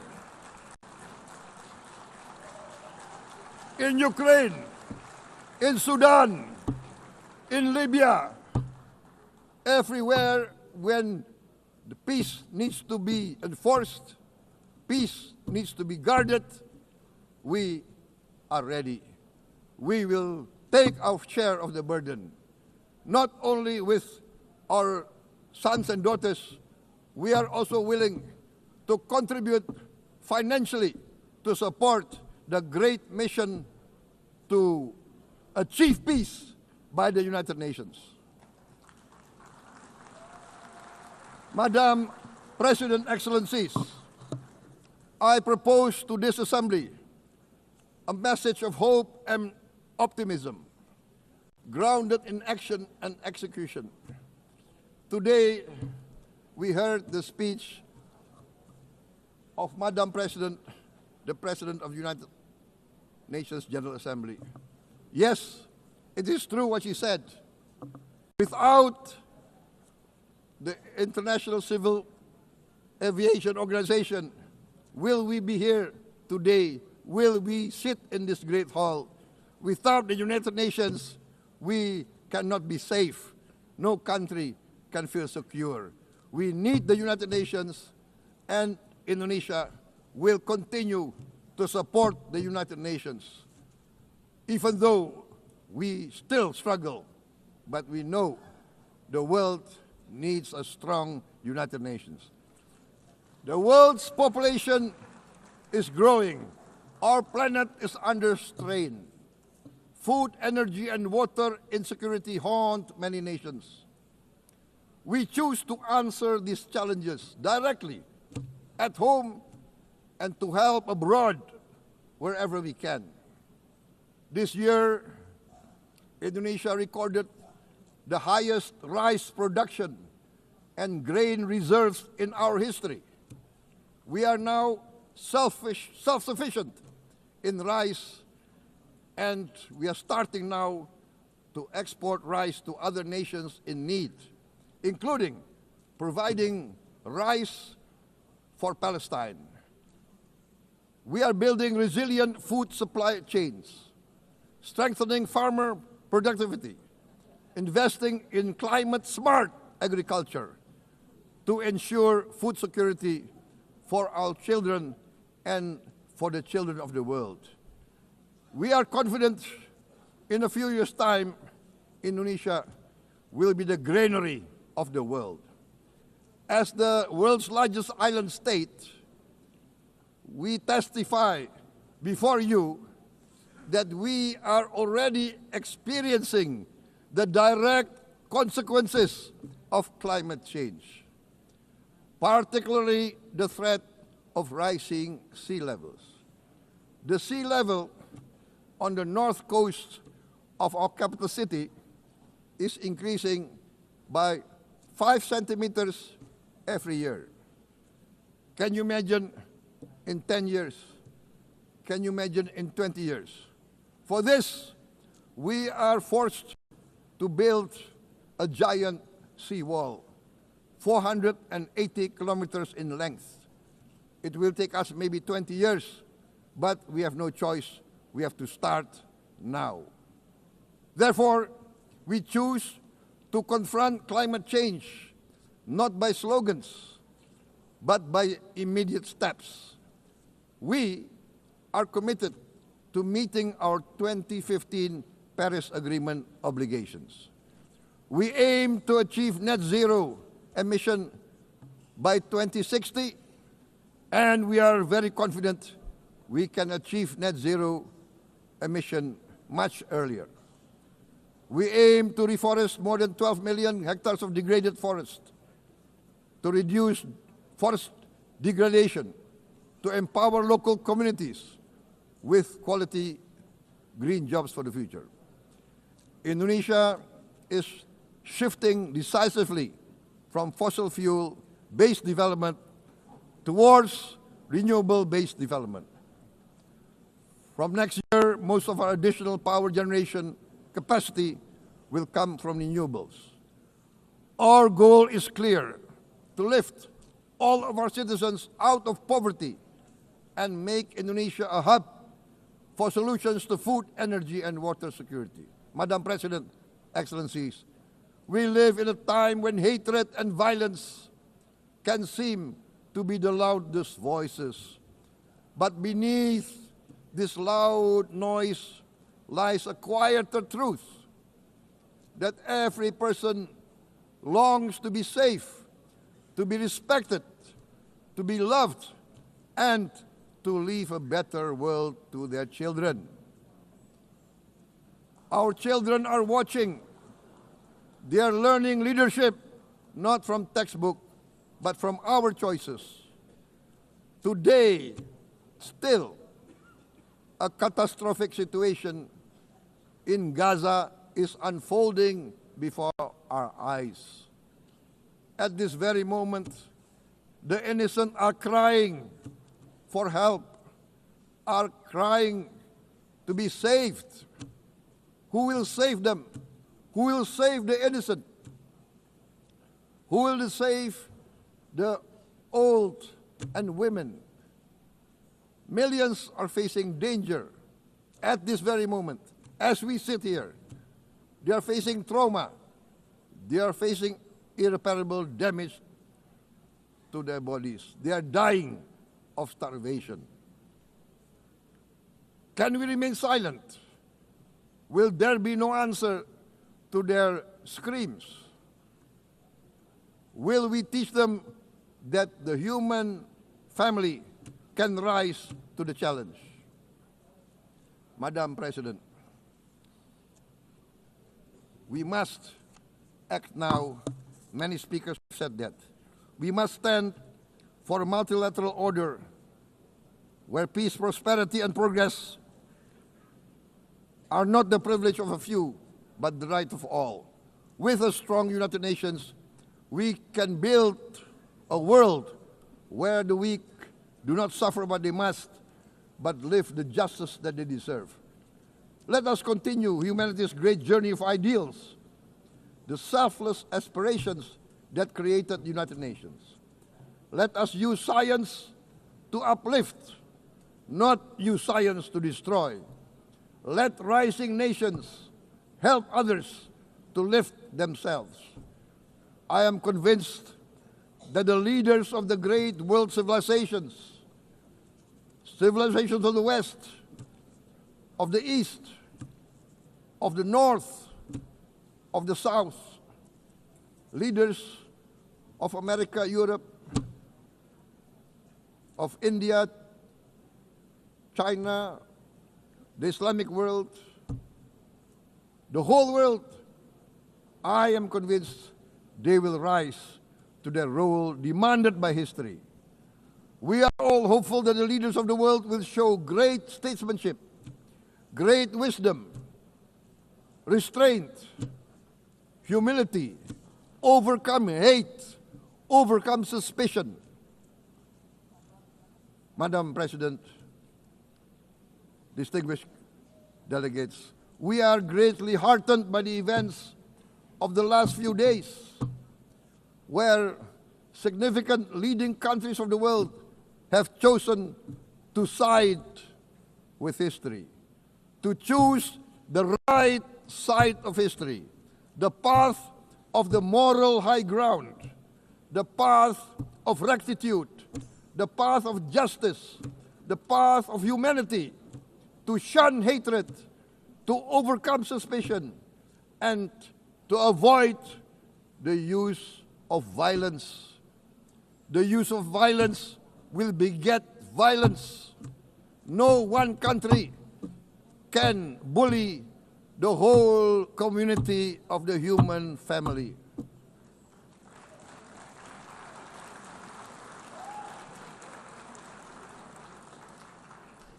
We may be weak individually, but the sense of oppression, the sense of injustice has proven in the history of mankind that this sense of injustice, this sense of oppression will unite into a strong force that will overcome this oppression, that will overcome this injustice. To close, I would like to reiterate again Indonesia's complete support for the two-state solution in Palestine. We must have an independent Palestine, but we must also recognize, we must also respect, and we must also guarantee the safety and security of Israel. Only then we can have real peace, and no longer hate and no longer suspicion. The only solution is this two-state solution. Two descendants of Abraham must live in reconciliation, peace, and harmony. Arabs, Jews, Muslims, Christians, Hindus, Buddhists, all religions, we must live as one human family. Indonesia is committed to being part of making this vision a reality. Is this a dream? Maybe, but this is the beautiful dream that we must work together towards. Let us work towards this noble goal. Let us continue humanity's journey of hope, a journey started by our forefathers, a journey that we must complete. Thank you. Wassalamualaikum warahmatullahi wabarakatuh.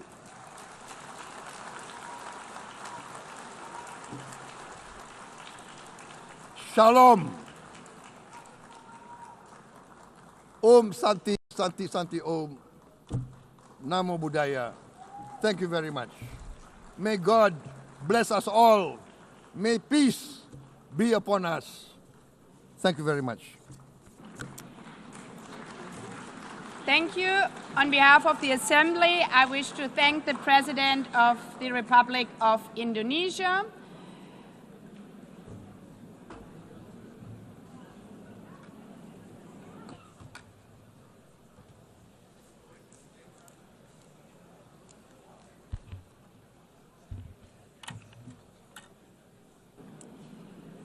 The Assembly will hear an address by His Excellency Recep Tayyip Erdogan, President of the Republic of Turkey. I request protocol to escort His Excellency and invite him to address the Assembly.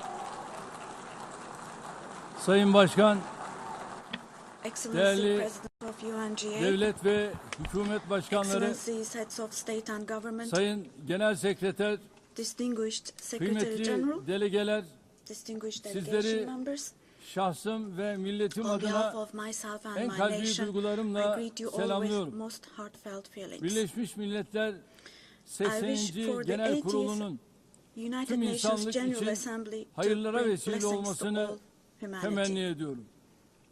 İnsanlığın ortak vicdanını temsil I'm eden deeply honored bu to kürsüden address you once again from this sizlere bir podium, kez daha hitap which etmekten represents the collective büyük conscience bir bahtiyarlık of duyuyorum. humanity. Genel Kurul Başkanlığını tamamlayan I congratulate Sayın Mr. Young, Young'ı tebrik ediyor. has completed Bu his görevi term as devralan President of the General Sayın Assembly, Berbok'a and I wish başarılar success to diliyorum. Ms. Baerbock, who has Konuşmamın hemen taken over başında this position. Filistin'in giderek artan sayıda ülke At the outset tarafından of my tanındığı speech, bir I would like to dönemde first express my Filistin regret Devlet at the Başkanı absence today Sayın of the Mahmud President Abbas'ın of the State bugün of Palestine, bizzat Mahmud aramızda Abbas, at a olamayışından time duyduğum when Palestine üzüntüyü is being ifade etmek istiyorum. recognized by an increasing number of Biz countries. bugün bu kürsüde Today, kendi we stand here vatandaşlarımızla on this birlikte podium. I sesi stand here on kısılmak this istenen podium Filistin alongside halkına my tercüman olmak 86 için million de citizens, bulunuyoruz. also for our Filistin Palestinian devletini brothers and tanıyacağını sisters açıklayan whose voices are tüm being silenced. ülkelere teşekkür ediyor.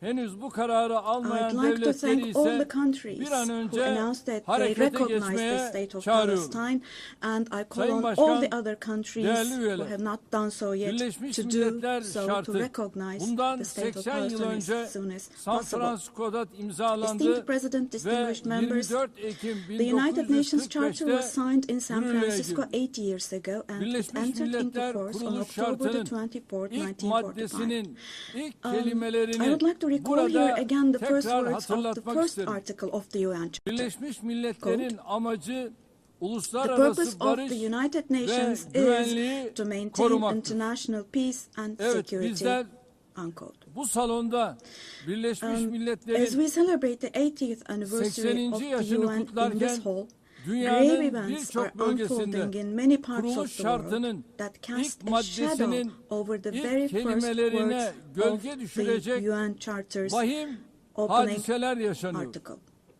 Özellikle Gazze'de gözlerimizin önünde Particularly in Gaza, 700 günü right aşkın bir before our very süredir eyes, soykırım genocide has been going devam on ediyor. for over Biz 700 days toplantı now. halindeyken dahi Even as we Gazze'de gather here, as we şu speak anda now, siviller Israel is currently katlediliyor. massacring civilians in Gazze'de Gaza.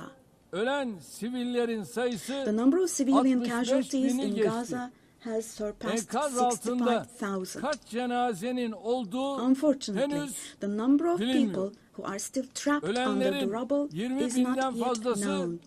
çocuk. And more than 20,000 İsrail of those who tarafından died Gazze'de were children. son 23 aydır For the last her 23 saat, months, evet, a her child saat has been bir murdered çocuk by Israel in acımasızca Gaza every hayattan hour. Yes, kopartılıyor. every hour. Bunlar sayı değil dostlar. These are not just figures, Hepsi birer dear can, friends.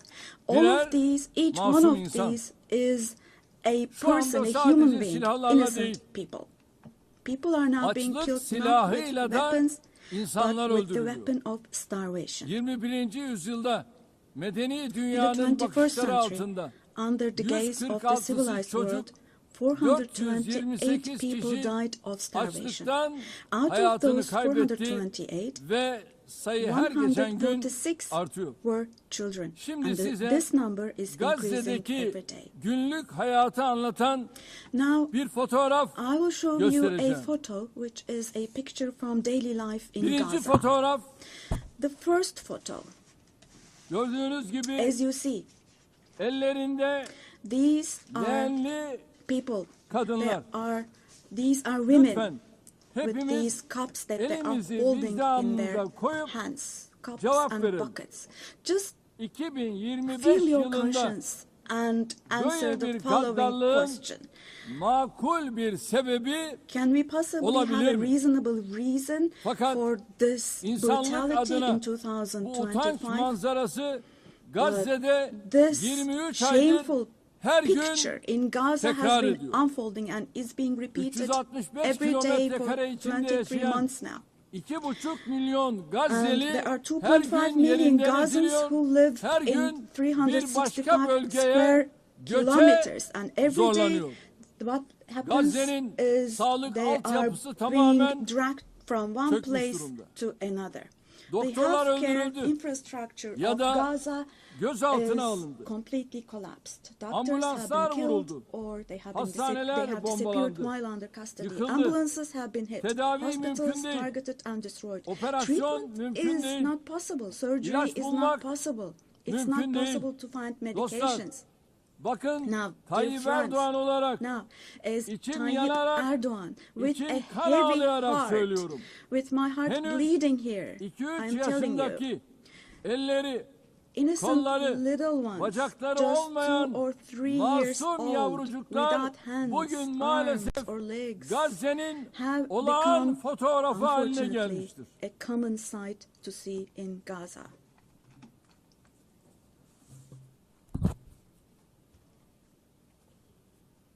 Buna hangi vicdan dayanır? What kind of a human conscience can Hangi vicdan possibly buna bear this? sessiz kalabilir? Possibly.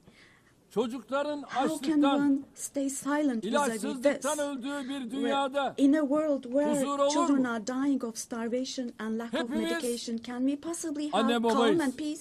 We all are Üzerine parents. titrediğimiz We have evlatlarımız, children torunlarımız or var. grandchildren Burada, who we dearly cherish. Amerika'da, Here, Avrupa'da, say in dünyanın her America or yerinde in Europe, anywhere bir in the çocuğun world, eline when a küçük small bir rose diken thorn batsa hurts a anne child's babaların hand, yüreği yanıyor. the hearts of Ama parents Gazze'de break. But in çocukların Gaza, elleri, children's kolları, hands, arms, bacakları and legs are anestezi being amputated yapılmadan without ampute ediliyor. anesthesia. Kimse kusura bakmasın ama Now, I'm extremely bu sorry to say, insanlığın but this dip noktası. represents the lowest point of İnsanlık humanity. tarihi son bir asırda Human böyle history bir vahşet has not witnessed görmemiş. such bloodshed within the last century. Her şey gözümüzün All önünde cereyan of this ediyor. is happening before our very eyes. Gazze'deki soykırım, The genocide medya, in Gaza sosyal is medya being aracılığıyla broadcast her an canlı olarak live every yayınlanıyor. moment through the İsrail, media and social media. Şu ana kadar Gazze'de So far, ulusal Israel ve has uluslararası deliberately basında killed çalışan 250 250 journalists gazeteciyi working in national and kasıtlı international olarak media in öldürdü. Gaza. Gazze'ye tüm girişleri yasakladı. And Ama yine de they soykırımı have closed gizleyemedi. all the entrance Filistin into Gaza, topraklarında but they still have not devam been able to eden cover up the genocide. soykırıma her fırsatta I dikkatlerini çeken wholeheartedly support Genel Secretary General Sekreter Guterres Sayın because he Guterres'i consistently draws gönülden attention to the destekliyorum. ongoing Cesareti için genocide kendisini in Palestinian bir kez territories, daha and I would tebrik like to once ediyorum. again congratulate him for his courage. Ancak But Birleşmiş Milletler the Gazze'de United kendi Nations has çalışanlarını not dahi even been able to maalesef protect its own koruyamamıştır. personnel in Gaza. Gazze'de insanlara yardım için Unfortunately. koşturan 500 In kişi Gaza, 500 öldürülmüştür. people rushing to help others Ve have been bunların killed. 326'sı Out of those 500, Birleşmiş Milletler personelidir. 326 were Sayın UN Başkan, staff members. Değerli üyeler, Esteemed President, bakınız distinguished members, soykırım tıpkı Now, Holocaust gibi insanların toplu halde iması genocide, için like the kullanılan Holocaust, is a utanç shameful verici, concept which insanlık refers dışı to the mass barbarca bir extermination kavramdır. of people. It's a Oysa barbaric bugün concept. Gazze'de Today, sadece insanlar öldürülmüyor. It's not only people who are being killed in Gazze'de Gaza, hayvanlar mind you. hedef alınarak Animals öldürülüyor. are being targeted and Gazze'de killed in Gaza. tarım alanları, bahçeler, In Gaza, ağaçlar, agricultural land, otlar, gardens, Gazze'de trees, grass, asırlık zeytin century-old ağaçları olive yok trees ediliyor. are being destroyed. Gazze'de In Gaza, sular yok ediliyor. water supplies are being Kirletiliyor. destroyed and Gazze'de polluted. binalar, evler, Buildings, kütüphaneler, homes, hastaneler, libraries, okullar, hospitals, camiler, schools, mosques, kiliseler, churches, tarihi yapılar and historical bilinçli bir structures in şekilde Gaza are being yıkılıyor. deliberately destroyed. Gazze'nin toprağı insan içinde, The soil hayvan of Gaza içinde, is being bitki rendered içinde useless for humans, artık for işe animals, yaramaz and for hale plants. getiriliyor. İşte Sizlere bir başka fotoğraf daha. Let me show you yet Şimdi another size photo. soruyorum. And let me ask you Elimdeki here. şu fotoğrafın Look at this güvenlik arayışıyla ne ilgisi var? What could this photo here Bunun possibly adı have to do with security canlıya concerns? düşmanlık. Hayata This is being düşmanlık değil. against Bu kürsüden life. açık açık ifade ediyorum. Don't you think? Gazze'de Let bir me savaş state yok. this openly from this podium. Gazze'de There is iki no war taraftan in Gaza. söz edilemez. We cannot possibly talk about the Gazze'de bir presence yanda of two sides in elinde en Gaza. modern, Because en in öldürücü Gaza, on silahlar one olan side, there is a İsrail regular ordu, army diğer with the most tarafta ise modern, most lethal masum weapons. siviller, And on the other masum hand, there are çocuklar var. innocent civilians, Bu innocent terörle children. mücadele değildir. This is not fight Bu against 7 Ekim terrorism. olayı öne sürülerek yürütülen bir işgal, tehcir, This is an occupation, sürgün, deportation, soykırım, daha exile, doğrusu genocide, bir toplu and kıyım life politikasıdır. destruction, mass destruction Bugün policy Gazze, carried out Hamas by invoking the bahanesiyle events of yok October the edilirken 7th. eş Today, zamanlı while olarak Gaza is being destroyed Hamas'ın under the yönetimde pretext of olmadığı Hamas, Batı Şeria'da concurrently, adım adım simultaneously, işgal the edilmekte, West Bank, where Hamas infazlarla is not in masum power, siviller is also being occupied katledilmektedir. step by step, Üstelik and innocent İsrail, civilians are being Gazze massacred through ve Batı executions. Şeria ile Moreover, sınırlı Israel kalmıyor, is not limiting Suriye'ye, itself to Gaza and the İran'a, West Bank only. Yemen'e, By launching attacks Lübnan'a on Syria, saldırılar on Iran, düzenleyerek Yemen, and bölge Lebanon, barışını da Israel tehdit ediyor. is also En threatening son regional peace. arabulucu Just Katar'da recently, an Israeli ateşkes attack took müzakereleri place için against a toplantı delegation, yapan delegation İsrail meeting in saldırısı Qatar for gerçekleşmiştir. ceasefire negotiations. Katar'a yönelik saldırı göstermiştir The ki attack on Qatar İsrail has also yönetimi shown that tamamen the Israeli leadership kontrolü is now kaybetmiştir. completely out of control. Netanyahu'nun barış yapmaya da rehineleri Netanyahu kurtarmaya da niyetinin is olmadığı not obviously bir kez daha interested in forging anlaşılmıştır. peace or releasing Sadece the komşuları değil, hostages. Orta Doğu'daki Not only tüm ülkeler Israel's neighbors, İsrail but all hükümetinin countries in the Middle pervasız East are tehditlerine subject to the Israeli muhatap oluyor. government's reckless Şunun da threats. farkına varalım. And we must realize, İsrail'in artan following. saldırganlığı sebebiyle Avrupa başta due to olmak the üzere increasing aggression Batı'da of İkinci Israel, Dünya Savaşı sonrası in Europe and the ortaya West çıkan in değerler general, de the values çok that ağır emerged after yara the Second almıştır. World War have been En temel eroded. insan hakları, ifade The özgürlüğü, most fundamental human basın rights, özgürlüğü, such as freedom of gösteri ve expression, protesto freedom of özgürlüğü, the press, kadın freedom of hakları, assembly and protest, çocuk women's hakları, rights, children's demokrasi, rights, democracy, eşitlik, equality, adalet and gibi justice kavramlar have rafa been kaldırılmış. shelved away. Gelinen noktada At this point, hepimiz we all şu have to gerçeği see görmek zorundayız. the following Değerli truth, dostlar, my dear friends. vaat edilmiş topraklar The Israeli saplantısıyla government, hareket driven by an eden obsession İsrail with the yönetimi promised lands, yayılmacı bir is politikayla openly threatening bölge regional barışına peace and ve shared insanlığın values of müşterek kazanımlarına kastetmektedir. Üç semavi dinin kutsal beldesi, Three celestial insanlığın religions, ortak mirası olan Kudüs-ü Şerif Jerusalem bu radikalizmin doğrudan three celestial hedefi. religions, and Vicdan sahibi a common Musevileri de inherited rahatsız eden, holy place. onların da tasvip etmediği Al-Quds is dahası holy for all tüm three dünyada religions. antisemitizmi körükleyen bu cinnet This hali madness disturbs artık conscientious Jews. daha It fazla fuels anti-Semitism devam around the edemez. world. We cannot continue with this madness anymore. Gazze'de ateşkes bir an önce sağlanmalı, We have to have saldırılar ceasefire in Gaza durmalı, as soon as possible. insani Attacks yardımların should stop. engelsiz girişine Humanitarian aid mutlaka should be able to izin enter with verilmeli. no obstacles. Soykırım kadrosunun uluslararası genocide hukuka hesap vermesi Team temin should be held edilmelidir. accountable vis-a-vis İnşallah international law. bu mutlaka And God willing, this gerçekleşecektir. will definitely Gazze'de happen. yaşanan barbarlığa karşı Vis-a-vis the sesini barbarity taking yükseltmeyen, place in tavır Gaza, almayan herkes everyone bu who is vahşetin keeping silent sorumluluğuna ortak. is accomplice to this Buradan barbarity. bütün devlet ve From hükümet here, I would başkanlarına like to call on samimiyetle all the heads sesleniyorum. of state and Gün bugün. government. Today is the Gün day. insanlık adına Filistinli Today mazlumların is the day yanında to stand firm alongside the oppressed Palestinians and alongside humanity. Gazze'deki barbarlığa tepki While your gösterirken peoples back gelin home are reacting to sizler the de barbarity in adım Gaza, adım do cesaretinizi show the gösterin. courage to take action here.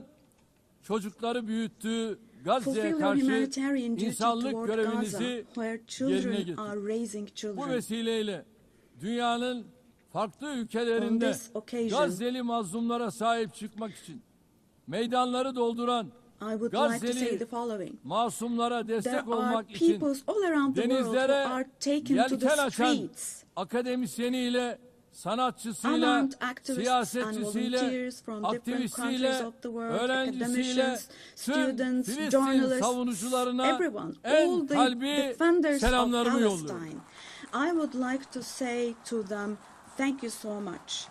And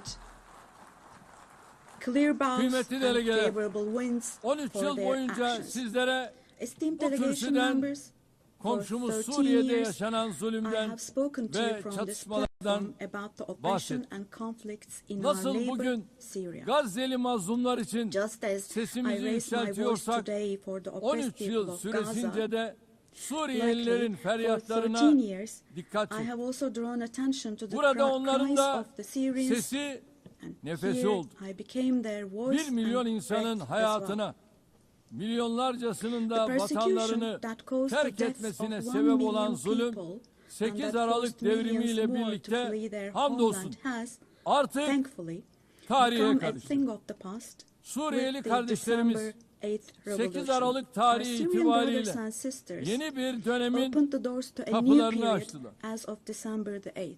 Eli kanlı bir rejime karşı I believe that the mücadeleyi people of kazanan Syria who Suriye fought against halkı a bloodthirsty inanıyorum ki regime will büyük also be bedeller able to ödeyerek carry the victory elde they ettikleri achieved at zaferi great de cost inşallah to its menziline rightful place, ulaştıracaktır. God willing. DAEŞ başta olmak üzere terörün We'll hiçbir support çeşidinin with all our olmadığı, means the vision of güvenliğin a one tesis and unified edildiği Syria bir with ve no bütün forms of Suriye terrorism, vizyonunu especially tüm ISIS, imkanlarımızla being present. destekleyeceğiz. Suriye'de istikrar A free kökleştikçe Syria where security hiç is şüphesiz established is what we bunun want. kazananı As stability takes root in Suriyelilerle Syria, birlikte the tüm winners komşu ülkeler, for sure tüm will be all bölgemiz the neighboring olacak. countries, our entire region along Körfez'deki with Syrians. kardeş ülkelere de And the Suriye'nin brotherly countries in the toparlanmasına Gulf. verdikleri katkılar I would için like to thank them for their teşekkürlerimi contributions iletiyorum. for Bizimle Syria to aynı recuperate. ilkeleri paylaşan tüm bölgesel All the ve regional uluslararası and international aktörlerle actors who share the same işbirliğimizi principles with us, inşallah God aynı willing, şekilde we will continue sürdüreceğiz. with our cooperation with all those Değerli dostlar, actors in the same manner. komşumuz Esteemed İran'la friends, ilgili nükleer dosyanın we hope bir that an the evvel nuclear diplomasi issue with our yoluyla neighbor Iran will be çözülmesini resolved through temenni ediyorum. diplomacy as soon as possible. Unutulmamalıdır It ki should not be forgotten bölgemiz that our yeni bir region krizi cannot daha tolerate kaldıramaz. yet another crisis. Komşumuz Irak'ın istikrarı, The stability, güvenliği security ve and refahı prosperity of our neighbor bölgemizin Iraq selameti bakımından are extremely important fevkalade for the well-being önemlidir. of our region. Kalkınma yolu projesi gibi kolektif refahı In this önceleyen regard, we attach great stratejik importance to hamlelere strategic bu moves bakımdan based on stability büyük and önem prosperity, atfediyoruz. such as the Kuzeyde development path her project. ikisi de komşumuz In the olan north, we are Rusya hosting ve with Ukrayna great arasında enthusiasm the Istanbul process İstanbul between sürecine Russia and büyük bir Ukraine, iştiyakla both of ev which sahipliği are yapıyoruz. our neighbors. Doğrudan görüşmeler sayesinde Through çok direct sayıda talks, we esirin facilitated ve the naaşın exchange of mübadelesine several prisoners and aracılık ettik. corpses, and we Taraflar worked to arasında identify the barış modalities müzakerelerinin modalitelerini of peace belirlemeye çalıştık. negotiations between the Unutmayın, parties. savaşın kazananı forget, adil bir barışın there kaybedeni is no olmaz winner of şiarıyla önümüzdeki no dönemde losers de of a just ateşkes peace. için So with this çaba motto in mind, in göstermeye the coming days devam also, edeceğiz. we will continue to work hard for a Azerbaycan peaceful ve ceasefire. Ermenistan arasında barışın Meanwhile, tesisi için We have tarafları encouraged the parties en başından from the bu very yana beginning to establish peace cesaretlendirdik. between Azerbaijan 8 and Ağustos Armenia. tarihinde iki ülke arasında kalıcı We are barışa pleased giden that steps were adımların taken on atılmasından August the 8th, memnuniyet duyuyoruz. steps that will enable the Azerbaycan establishment of Cumhurbaşkanı lasting peace Sayın between the two Aliyev ile countries. Ermenistan Başbakanı Sayın Paşinyan başta olmak üzere sürece katkıda bulunan Amerikan Başkanı Sayın Trump'ı burada bir kez daha tebrik ediyorum. Bu vesileyle ülkemizle Ermenistan arasındaki normalleşme sürecinin kendi rayında ilerlediğini de ifade etmek isterim. Diğer bir arabuluculuk faaliyetimiz olan Ankara süreci kapsamında Somali ile Etiyopya arasındaki ihtilafın halline yönelik gayretlerimizi sürdürüyoruz. Tarafların bu girişimi hızla başarıyla neticelendirmelerini temenni ediyorum. Değerli delegeler, Karadeniz'de güvenliğin teminatı olan Montreux Sözleşmesi'ni tam 89 yıldır tarafsızlık içinde harfiyen uygulamaktayız. Ege Denizi'ni ve Doğu Akdeniz'i ilgili tüm tarafların meşru menfaatlerine riayet edilen bir istikrar ve refah havzası olarak görmek istiyoruz. Enerji ve çevre başta olmak üzere her konuda yapıcı işbirliğine hazırız. Komşularımızdan da aynısını bekliyoruz. Bu vesileyle Doğu Akdeniz'de Türkiye'yi ve Kuzey Kıbrıs Türk Cumhuriyeti'ni dışlayan projelerin başarılı olamayacağını burada özellikle vurgulamak istiyorum. Kıbrıs adasının batısında Türkiye'nin hak ve yetkileri, adanın etrafındaki alanlarda ise Kıbrıs Türklerinin meşru hakları var. Daha evvel de teklif ettiğimiz Doğu Akdeniz Konferansı müşterek bir zeminin bulunmasına katkı yapacak. Kıbrıs meselesinin çözümü daha önce defalarca denenmiş ancak Rum tarafının uzlaşmaz tutumu nedeniyle tüketilmiş federasyon modeli üzerine bina edilemez. Kıbrıs adasında iki ayrı devlet ve iki ayrı halk vardır. Kıbrıs Türkleri adanın eşit sahibidir ve azınlık olmayı kabul etmeyecek. Uluslararası toplum Kıbrıs Türklerinin yarım asırdır maruz bırakıldıkları haksız izolasyona artık son vermelidir. Son 3 Birleşmiş Milletler Genel Kurulu'nda yaptığım çağrıyı bugün bir kere daha tekrarlıyor. Uluslararası toplumu Kuzey Kıbrıs Türk Cumhuriyeti'ni tanımaya, diplomatik, siyasi ve ekonomik ilişkiler kurmaya davet ediyor. Sayın Başkan,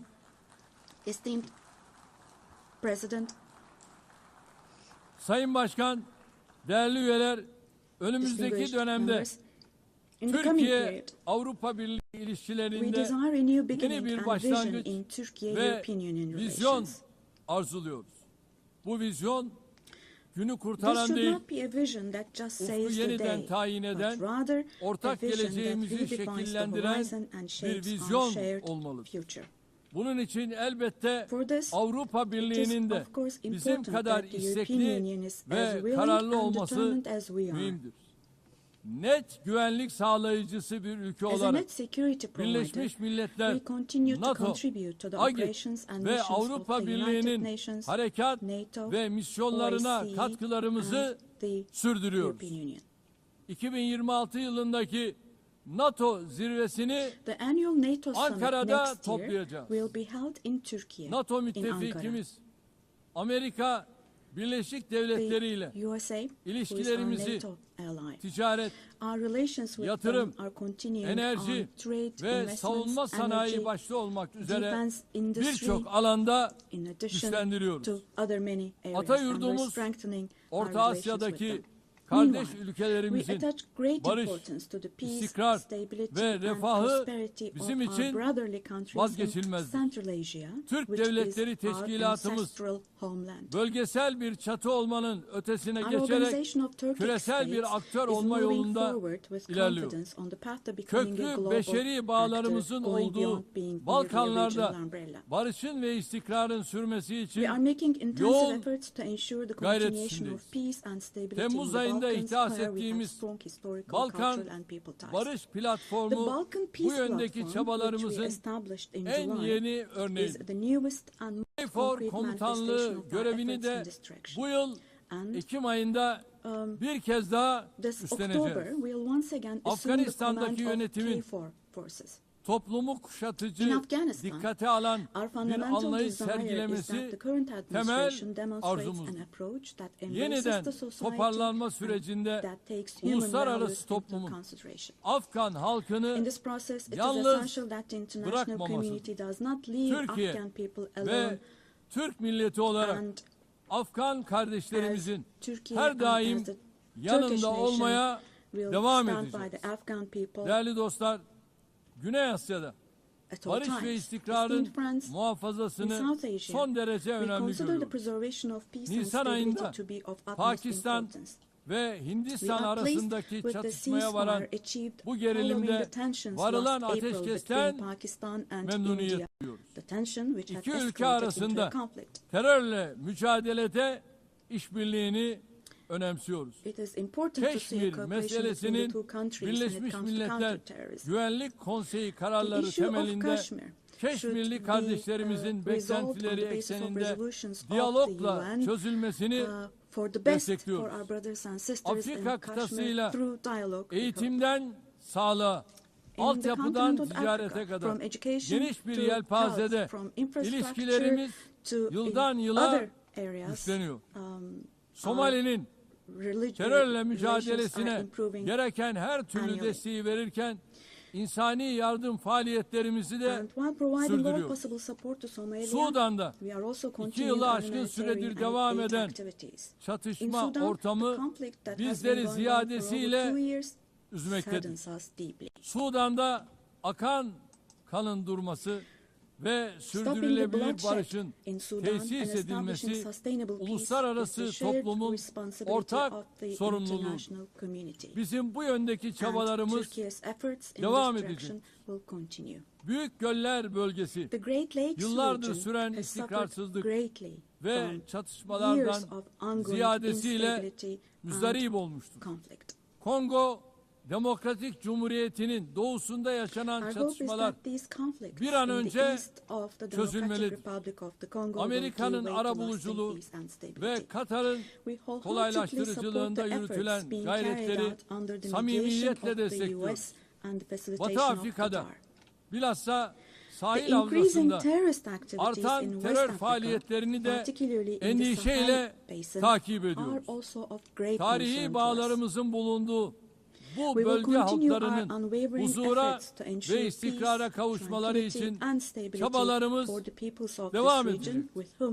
İlhamını çift başlı Selçuklu Kartalı'ndan alan bizim de 360 derecelik yaklaşımla yürüttüğümüz Türk dış politikasında Asya ülkeleriyle ilişkilerimiz büyük stratejik öneme sahiptir. Yeniden Asya girişimimiz çerçevesinde ASEAN başta olmak üzere bölgesel kuruluşlarla angajmanımız giderek derinleşiyor. Latin Amerika ve Karayipler bölgesiyle münasebetlerimizi ortaklık ruhuyla ve kazan yaklaşımıyla geliştirmeye büyük önem atfediyoruz.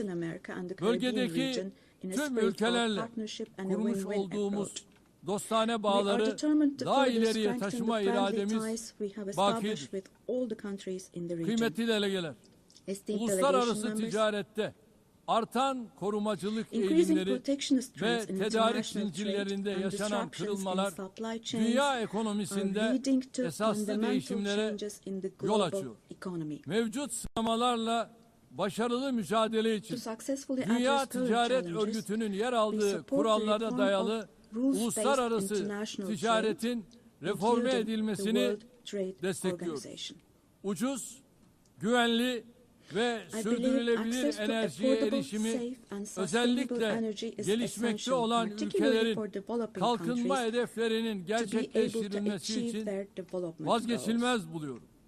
Çin'den Avrupa'ya uzanan ve stratejik önemi haiz pazar geçişli Doğu-Batı Ortak Koridoru projesini ilerletiyoruz. Modern ulaştırma altyapımız ve Bakü-Tiflis-Kars hattıyla dünya ticaretinin gelişimine katkı sunuyoruz. Tabiata saygılı bir gelecek inşa etme hedefiyle çıktığımız yolda 2053 net sıfır emisyon hedefine doğru kararlılıkla ilerliyoruz. Eşim Emine Erdoğan'ın himayesinde yürüyen sıfır atık hareketinin tüm dünyada her yıl dalga dalga büyüyen, daha fazla insana ve kalbe ulaşan bir farkındalık halkasına dönüştüğünü görmek bizim için ayrı bir bahtiyarlıktır. Bu süreçte gelişmiş ülkelerin sorumluluklarını yerine getirmesi artık bir tercihten öte yükümlülük haline gelmiştir. Dünyada en fazla kalkınma yardımı yapan ülkelerden biri olarak Birleşmiş Milletler'in sürdürülebilir kalkınma hedeflerine ulaşılması için çaba harcıyoruz. 2030 hedeflerine erişmek ve dünyanın dört bir yanındaki yüz milyonlarca insanı onurlu yaşama kavuşturmak için küresel finansman mimarisinin kimseyi geride bırakmama anlayışıyla uyumlu hale getirilmesini savunuyor. Burada şunu da özellikle dikkatinizi çekerek söylemek istiyorum. Biz jeopolitik sınamalarla uğraşırken İnsanlık yapay zeka alanında olağanüstü bir sıçramaya şahitlik ediyor. Çığır açan bu teknolojilerin dönüştürücü gücü ve sunduğu nimetlerden hiçbir toplumun mahrum bırakılmaması gerekiyor. Yapay zeka teknolojileri yeni bir tahakküm aracı olarak değil, insanlığın lehine kullanılmalıdır. Ev sahipliğini yaptığımız en az gelişmiş ülkeler için Birleşmiş Milletler Teknoloji Bankası dijital ve teknolojik açığın kapatılmasında kritik rol oynuyor. Hazırladığımız ve evrensel mutabakatla yakında imzaya açacağımız dijital dünyada çocuk hakları sözleşmesinin bu alanda küresel bir farkındalık oluşturacağına inanıyor. Çabalarımıza güçlü desteğinizi bekliyoruz. Diğer taraftan ırkçılık, yabancı karşıtlığı ve bilhassa İslam düşmanlığının vahim boyutlara ulaştığı günümüzde bir arada yaşama kültürünü tehdit eden bu akımlarla mücadele insanlık için zaruret halini almıştır. Medeniyetler İttifakı Yüksek Temsilcisi Sayın Moratinos'un Birleşmiş Milletler Genel Sekreterinin İslamofobi ile mücadele özel elçisi olarak da atanması kıymetlidir. Geçen sene burada ifade ettiğim gibi aile kurumu günümüzde daha önce hiç olmadığı kadar tehdit altındadır. Kadın ve erkekten oluşan aileyi savunmak, aynı zamanda insanı, fıtratı, yaşamı ve geleceği savunmak demektir. Türkiye olarak artan saldırılar karşısında aileyi savunmaya devam edeceğiz. Kıymetli delegeler, insanlığın bir daha savaş felaketi yaşamaması için kurulan Birleşmiş Milletler'in kökleri içinde bulunduğumuz karanlık döneme ışık tutacak değerlerle doludur. Genel Sekreter Sayın Guterres'in teşkilatımızı etkin ve verimli hale getirmek amacıyla başlattığı Birleşmiş Milletler 80 girişimine desteğimiz tamdır. Bu girişimin Birleşmiş Milletler'in tüm faaliyetlerini daha da güçlendirecek bir süreç olarak başarıya ulaşmasını temenni ediyorum. Bu sürece İstanbul'u bir Birleşmiş Milletler merkezi haline getirme vizyonumuzdan da hareketle güçlü destek vermeye hazırız.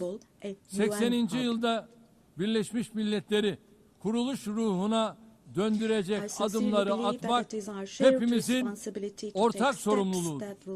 Biz güçlünün haklı olduğu değil, haklının güçlü olduğu bir sistem kurulana kadar dünya 5'ten büyüktür demeye devam edeceğiz.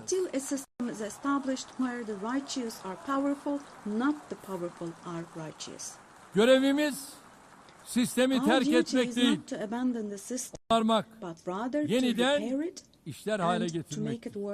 Hiç şüphesiz daha adil bir dünya mümkündür. Türkiye daha adil bir dünyanın inşası için mücadelesini sabırla devam ettirecektir. Rabbim yar ve yardımcımız olsun diyorum. Hepinizi bir kez daha sevgi ve saygıyla selamlıyorum. Kalın sağlıcakla.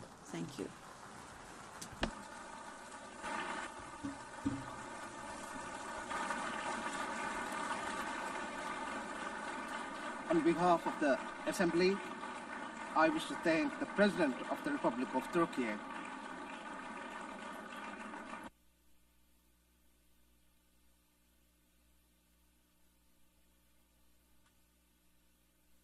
The Assembly will hear an address by Her Excellency Dina Ercilia Boluarte Segara, President of the Republic of Peru. I request protocol to escort Her Excellency and invite her to address the Assembly.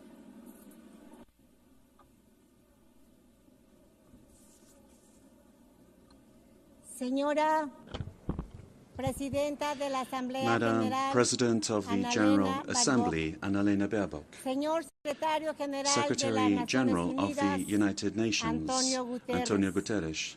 Señoras Ladies y señores, and gentlemen, Jefes de Estado, heads of state, y señoras y señores presentes en esta magna ladies asamblea. and gentlemen present El here Perú in this august forum. Es el centro y cuna de Peru grandes is the center and civilizaciones cradle milenarias, of great millennial siendo la civilizations, última the last el of which imperio de was los the Incas, Inca Empire, que dejó which un left legado de us a grandeza. legacy of greatness. Somos herederos We are asimismo also heirs del of virreinato the del Perú, que viceroyalty abarcó of las Peru, 2/3 which partes encompassed de 2/3 América of del South Sur. America.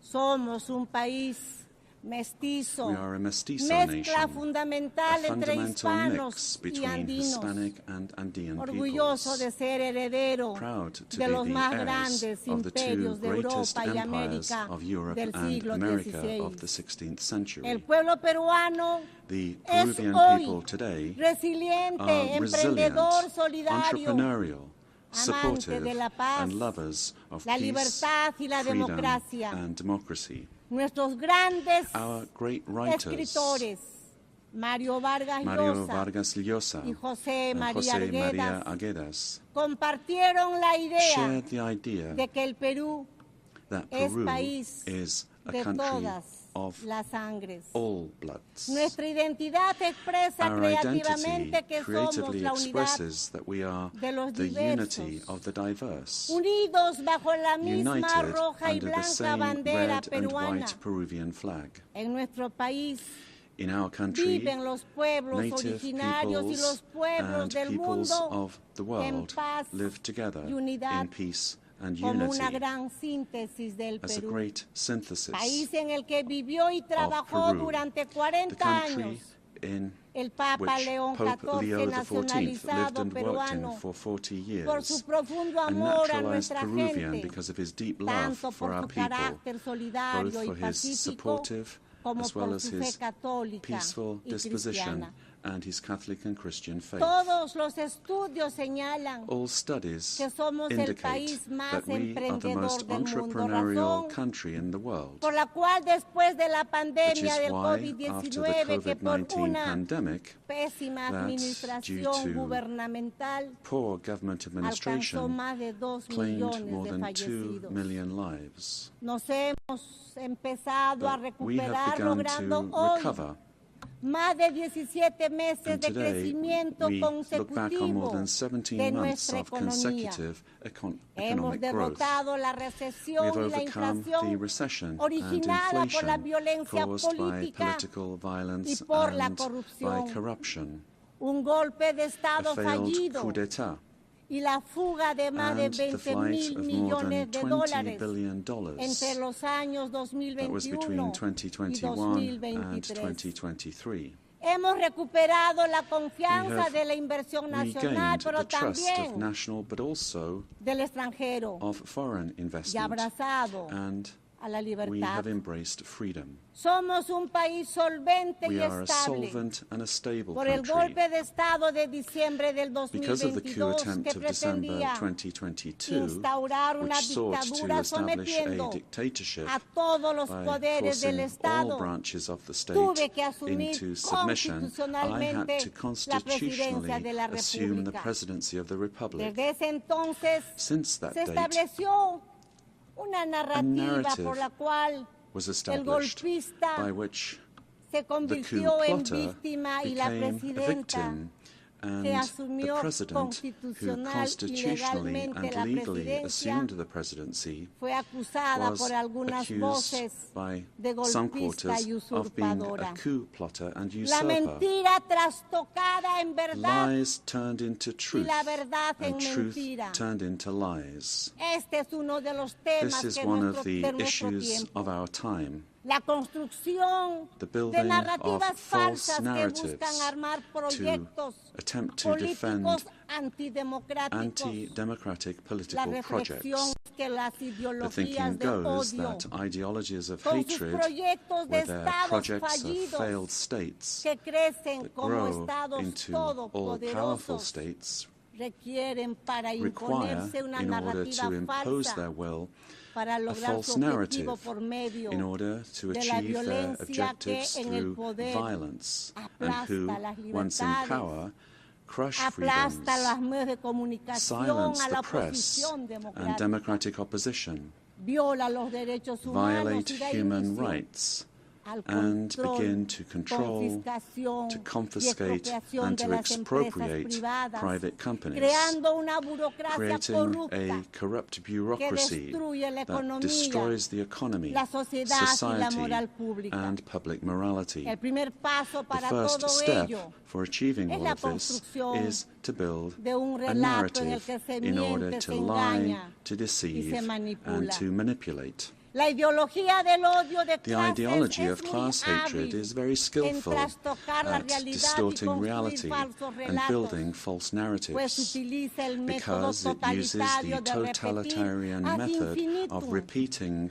a una lie mentira, ad infinitum, como se hiciera as en was el done mundo in the world antes de la Segunda before Guerra the Mundial Second y World como War, se viene and haciendo as is happening nuevamente again porque today, el because totalitarismo se totalitarianism renueva, se renews presenta con otros itself, presents rostros, itself with other porque faces, lo que sigue siendo una grave amenaza but it remains para a los serious países threat y to para el countries mundo. and to the world.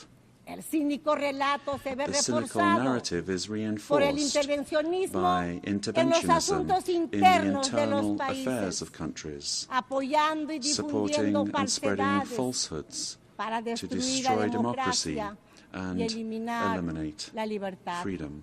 En el Perú In Peru, hemos superado we have overcome una fuerte, organizada y strong, persistente violencia organized and política que persistent political pretendía violence la that vuelta al sought the gobierno del return of the golpista, coup plotters y desde el government, año and since 2024 se ha 2024, logrado avanzar en el progress has been made restablecimiento de in la restoring estabilidad stability y and la confidence. confianza, razón por la cual And this la is why economía the peruana Peruvian logró economy crecer managed to grow this year by 3.3%, and in the current year, 2025, is exceeding 3.5% growth, with forecasts that in 2026 the trend of economic growth will continue. The government guarantees 3 years of economic growth, being the leader in South America. Inflation is inferior al 2% anual. Annually. Las reservas internacionales son superiores a los 88 mil millones de dólares. Y nuestra moneda se mantiene estable y se fortalece cada día más. Nuestra deuda externa es menor al 32,2% del PBI, una de las más bajas de América y del mundo. Nuestro déficit fiscal este año será de 2,2% anual.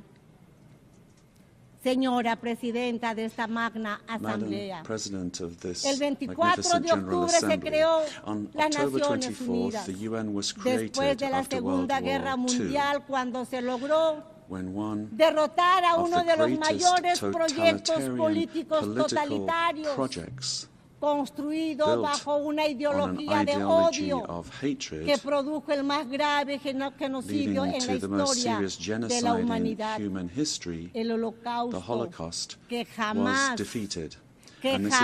debemos olvidar. Esa nefasta guerra causó la muerte de 60 millones de seres humanos.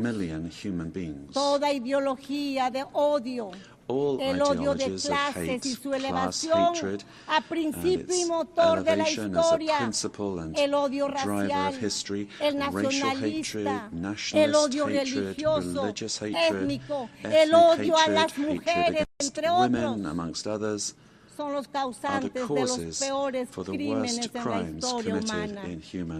Las ideologías de odio construyen relatos como verdades absolutas que instrumentalizan a las personas y a los pueblos.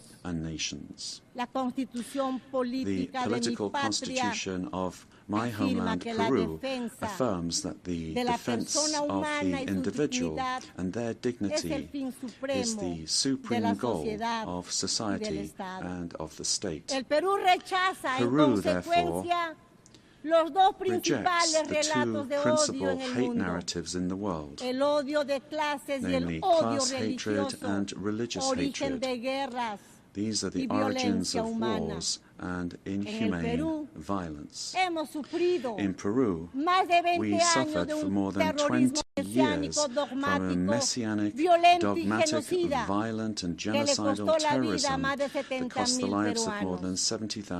El terrorista odia las elecciones y el derecho ciudadano a elegir y a ser elegido.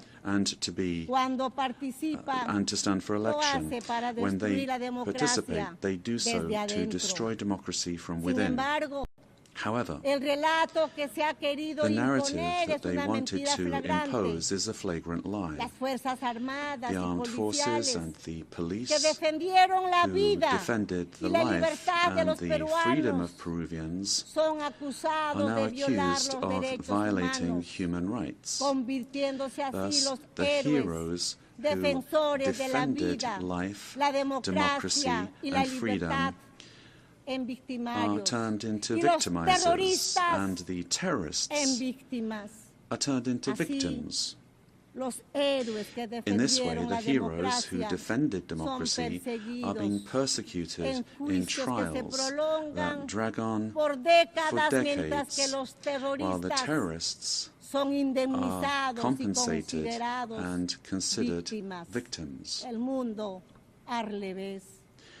La ONU, Presidenta, This is the world in ha reverse. sido un hito The fundamental en el UN was siglo a XX. fundamental milestone in the Pero en el 20th siglo century, XXI but in the debemos 21st estar century, más we must atentos. be more vigilant. Es nuestro deber It is our impedir duty que el mundo to se prevent the world precipite from plunging into new genocides and new violence. It is not acceptable in a civilized world that one country invade another using a false narrative to justify a war that first and foremost attacks the civilian population. It is not acceptable to slaughter civilians, to capture hundreds of young people, women, and even children, and use them as hostages. We live under the threat of international organized crime. In Peru, international crime based on extortion uses terrorist methods such as bomb attacks to submit citizens to its will. These criminal organizations that use weapons of war have created financial mechanisms to launder blood-stained money, sending large sums back to their countries of origin. They seek to normalize this violence, which requires, in order to be defeated, recognition by the UN as terrorist organizations and new national and international legislation to stop them being a threat to the democratic system and to the development of peoples. It is also imperative that we act against drug trafficking and illegal mining that destroys the environment, pollutes rivers, and condemns peoples and individuals to slavery. International crime has subjected thousands of women taken from their home countries through violence and deception and being exploited and deprived of their freedom. Ladies and gentlemen, we are living through times that recall the darkest chapters of our modern history, and Peru is convinced that the world does not need less UN, but more and a better UN, one that is in tune with the times, in times in which ideologies of hatred that cause and cause so much damage to humanity have taken refuge in lies, in misinformation, and which have penetrated democratic societies. Peru, as a founding member, is committed to an open multilateral system based on international law and the principles of the UN Charter. And we see in the UN the pillar of the model that has brought peace and prosperity. But we have to look at what's happening around us in the world. At this time, as we're meeting here, in other parts of the world, they are killing children, girls, boys, innocent people.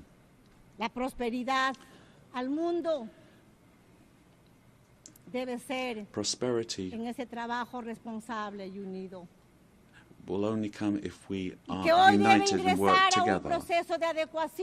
And we have to adapt to new threats. Each of our countries has the duty to make their contribution towards finding solutions to the problems that we all face together. And my country is striving to do this. But the interconnection of our societies and economies means that it is only through international cooperation that we can resolve the crises which we face. If we do not reform the United Nations, our common home, to restore representativeness and effectiveness to its action, then we run the very serious risk of seeing one of the most precious instruments that the international community has for world stability disappearing.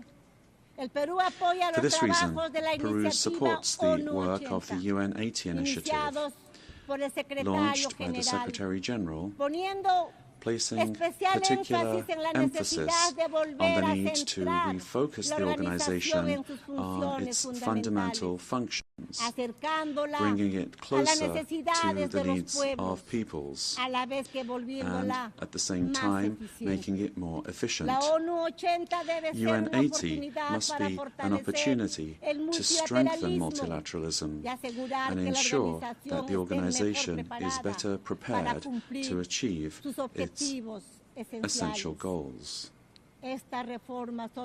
This reform can only truly become fully effective if it is complemented by a transformation in UN governance that prevents institutional stalemates when it comes to decision-making, while ensuring its suitability.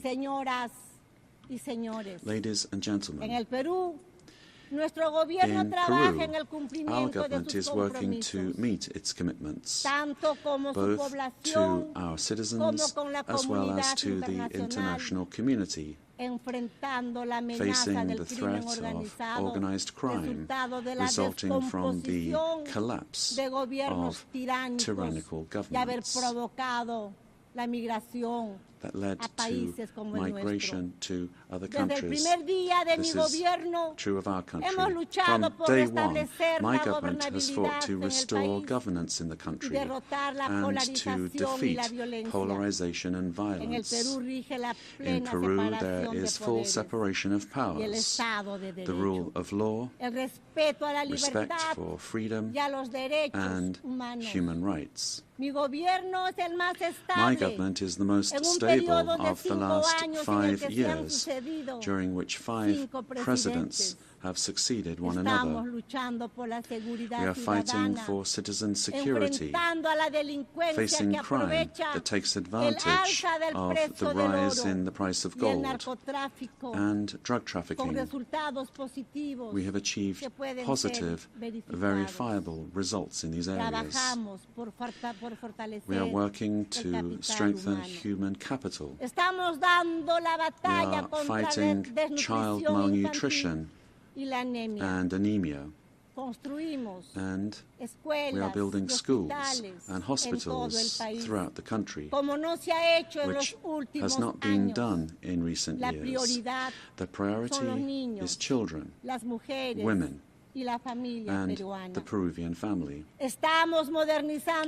We are modernizing the country's infrastructure, ports, airports, roads, bridges, designing an economy that is better connected to the world, as well as a firm policy for fighting corruption. Our goal is to guarantee free and impartial elections, defeating the attempt of a violent minority that seeks their failure. Ladies and gentlemen, the United Nations organization has always been present in the modern history of my country, particularly in its most difficult moments. Similarly to what is happening elsewhere in the world, and despite our efforts, Peru today finds its democratic institutions and the rule of law under attack by the polarization of politics, the cause and consequence of the return of extremist violence. We suffer from the scourge of transnational organized terrorist crime, which causes deaths, attacks, insecurity, and drug trafficking that destroys the social fabric. We face the threat of climate change that is destroying our Amazon, causing the melting of our glaciers, and putting our biodiversity at risk. We promote inclusive and sustainable growth in the context of opposing powers. But none of these problems is merely national, but global. This is why que las Naciones we need Unidas the United Nations vuelva a ser to un once ágora del again diálogo y be la a forum cooperación. for dialogue and Deseo recordar el cooperation. legado del To embajador recall Javier the Pérez de legacy of Cuellar, Ambassador Javier quien Pérez de logró Cuellar, ejercer who una managed acción to do relevante relevant de la work in the organización organization a pesar de la despite the Guerra Cold Fría. War. Con ese ejemplo With that example in mind, y en el apego de and nuestra in view región a of los our region's propósitos de la adherence Carta to y en the aras purposes of the Charter, de una mejor and in order to representación, ensure better creemos que es representation, tiempo de we que believe it is quien time for the ocupe la next próxima Secretary Secretaría General General provenga de come from Latin Latinoamérica. America. Señoras Ladies and y gentlemen, señores, el Perú está comprometido en Peru lograr is que esta committed to Asamblea ensuring General that this General Assembly no sea una simple this year is not efemérides, a mere commemoration, sino la reafirmación but de the nuestro reaffirmation compromiso of our commitment hacia una acción to colectiva collective action que revitalice that a las will Naciones revitalize the Unidas United como Nations as a herramienta que tool apoye that la supports paz peace y la unidad and global, global así unity como el as well desarrollo. as development. Tenemos que ser firmes We must en la stand verdad firm frente a los relatos in que the la truth, in the escamotean, face of narratives la that try to conceal it, pervierten o pervert mienten it, or abiertamente openly con el fin lie de in ocultar order to hide agendas agendas que no that do corresponden not a nuestro correspond tiempo to our y time, mucho menos much less al to the destino de la destiny humanidad. of humanity. Por ello, For this reason, es imperativo it is fortalecer essential la verdad that we frente a los strengthen relatos truth against basados narratives en that el are based odio, on la hatred, mentira the repetida que lie busca repeated imponerse that seeks to y que impose solo itself and engendra only destrucción. leads to destruction. Pese a todos los But despite obstáculos, all of these la obstacles, verdad truth se abre will paso find a y way, nos hace and libres. truth will set us free. Paz Peace y unidad and para el unity Perú y el for mundo. Peru and for the Por las world, luchas del planeta. for all those on the Kuskayan planet. Yankasun, ama Chiknikuspa, ama Yuyakuspa, buscando el desarrollo de nuestro pueblo. Let us seek the Señoras, development of our presidentes y peoples, presidentes del mundo. presidents of the world. Juntos trabajemos, Together, let us work together sin odiarnos, without hating one queriéndonos, another. procurando el desarrollo Let us de work nuestros for the pueblos. development of our peoples. Sí a la vida, Yes to no a life, la violencia no to y no a la violence, guerra. and no Muchas to gracias. war. Thank you very much.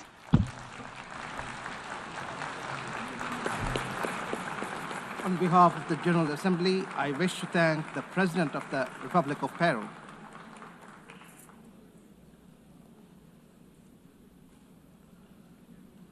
The Assembly will hear an address by His Majesty King Abdullah II Ibn al-Hussein, King of the Hashemite Kingdom of Jordan. I request protocol to escort His Majesty and invite him to address the Assembly.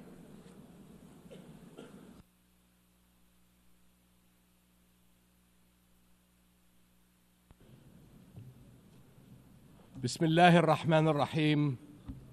Madam President, Mr. Secretary General, in the name of Your God, the Excellencies. compassionate, the merciful. Another year, another UN General Assembly, and another occasion when I stand before you to address the same issue, the conflict in the Middle East. And not for the first time, developments on the ground have made me question the worth and utility of words in capturing the magnitude of the crisis. Yet not speaking about it would signal acceptance of the situation and abandonment of our